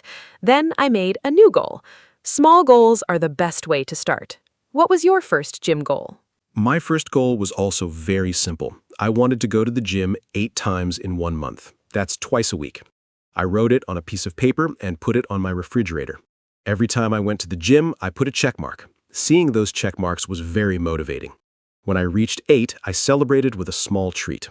Setting and reaching goals, even small ones, builds confidence. After my first month, I set a new goal, to do 10 push-ups without stopping. It took me 6 weeks, but I did it. That feeling was wonderful. Goals give you direction and purpose. Without goals, it's easy to lose motivation and stop going. I love the checkmark idea. I might try that. Mark, what about people who want to lose weight? Many beginners go to the gym specifically for weight loss. Is the gym the right place for that? And what kind of exercises help with weight loss? I know that cardio burns calories, but I also heard that weight training is good for weight loss too. My trainer told me that muscle burns more calories than fat, even when you are resting. Is that true? I found that a little surprising at first.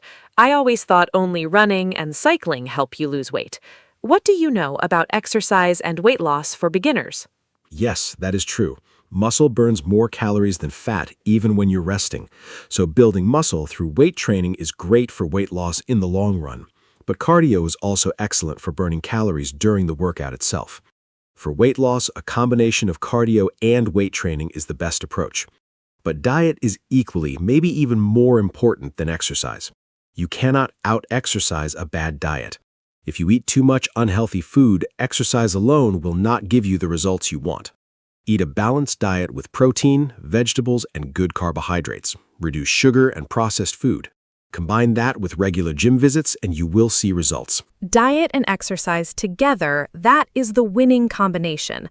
I noticed that my eating habits naturally got better after I started going to the gym. I did not want to ruin my hard work by eating junk food, so the gym actually inspired me to eat better too. Mark, let's talk about gym memberships. Gyms can be expensive. How should a beginner choose a gym? There are big, fancy gyms and smaller, simpler gyms. I go to a medium-sized gym. It is not too fancy, but it has everything I need. I pay a monthly fee. How do you think beginners should think about choosing and paying for a gym? Is a more expensive gym better? A more expensive gym is not always better. The best gym is the one you will actually go to. Think about location first. A gym close to your home or workplace is ideal. If the gym is far away, you will find excuses not to go. Then think about facilities. Does it have the equipment you need? A treadmill, some weights, and a few machines are enough for a beginner. You don't need a fancy gym with a sauna and a juice bar. Many affordable gyms have everything a beginner needs. Also ask about a trial period. Many gyms let you try for 1 week for free or at a low cost. Use that to see if you like the gym before committing. The trial period is such a smart idea. I tried my gym for 1 week before signing up. I liked the atmosphere and the people, so I joined. Mark, I want to ask about working out alone versus with a personal trainer. We talked about free trainer sessions, but some people hire a personal trainer for regular sessions. That costs more money. Is it worth it for a beginner? I think a few sessions with a trainer at the start is very helpful, but you don't need a trainer forever. Once you learn the basics, you can work out on your own. What do you think about personal trainers? Did you ever use one regularly? I think a personal trainer is worth it for the first month or two. Learning the correct form from a professional is very valuable. It prevents injury and makes your workouts more effective. After you learn the basics, you can continue on your own. If money is a concern, even 2 or 3 sessions with a trainer at the beginning is enough to learn the fundamentals. You can also find many free workout videos online for beginners. Many certified trainers post free content on YouTube. That is a great resource if you cannot afford a personal trainer. The important thing is to learn proper form before you start lifting heavier weights or doing complex exercises. Online videos are so helpful. I watch workout videos all the time. There are so many good ones for beginners. Mark, we have talked about so many great topics today. Before we wrap up, is there anything you want to say to someone who is thinking about going to the gym for the first time? Someone who is nervous and not sure if the gym is right for them. I want to give our listeners one final piece of encouragement before we end. I know how scary that first step can be, but I also know how wonderful it feels once you start. So, what would you say to a nervous first-timer? I would say just go. Don't overthink it. You don't need to be fit to start going to the gym. The gym is the place where you get fit. Nobody there is judging you. Everyone started somewhere. Walk in, look around, ask for help, and just try. You don't need to have a perfect plan or the perfect gym clothes. You just need to show up. The first day is always the hardest, but after that first day, the second day is easier, and then the third. Before you know it, going to the gym becomes a normal, happy part of your week. Take that first step. Your future self will thank you. What a beautiful message, Mark. Thank you so much for that. I completely agree. Just show up. That is the most important thing. We talked about so many things today: how to start, what to wear, what to bring, how to stay motivated, gym etiquette, setting goals, and so much more. I hope our listeners feel a little more confident about going to the gym after hearing our conversation. Remember, start slow, be patient, ask for help, and enjoy the journey. The gym is for everyone, including you. Thank you all so much for listening to our podcast today. It was so much fun to talk about this topic. Thank you, Anna, for hosting this wonderful conversation, and thank you to everyone who listened today. I hope we gave you some useful tips and maybe a little push to try the gym. Remember, fitness is a journey, not a race. Be kind to yourself, celebrate small wins, and keep going even when it's hard. If you have any questions or topics you want us to talk about in the next episode, please let us know. We would love to hear from you.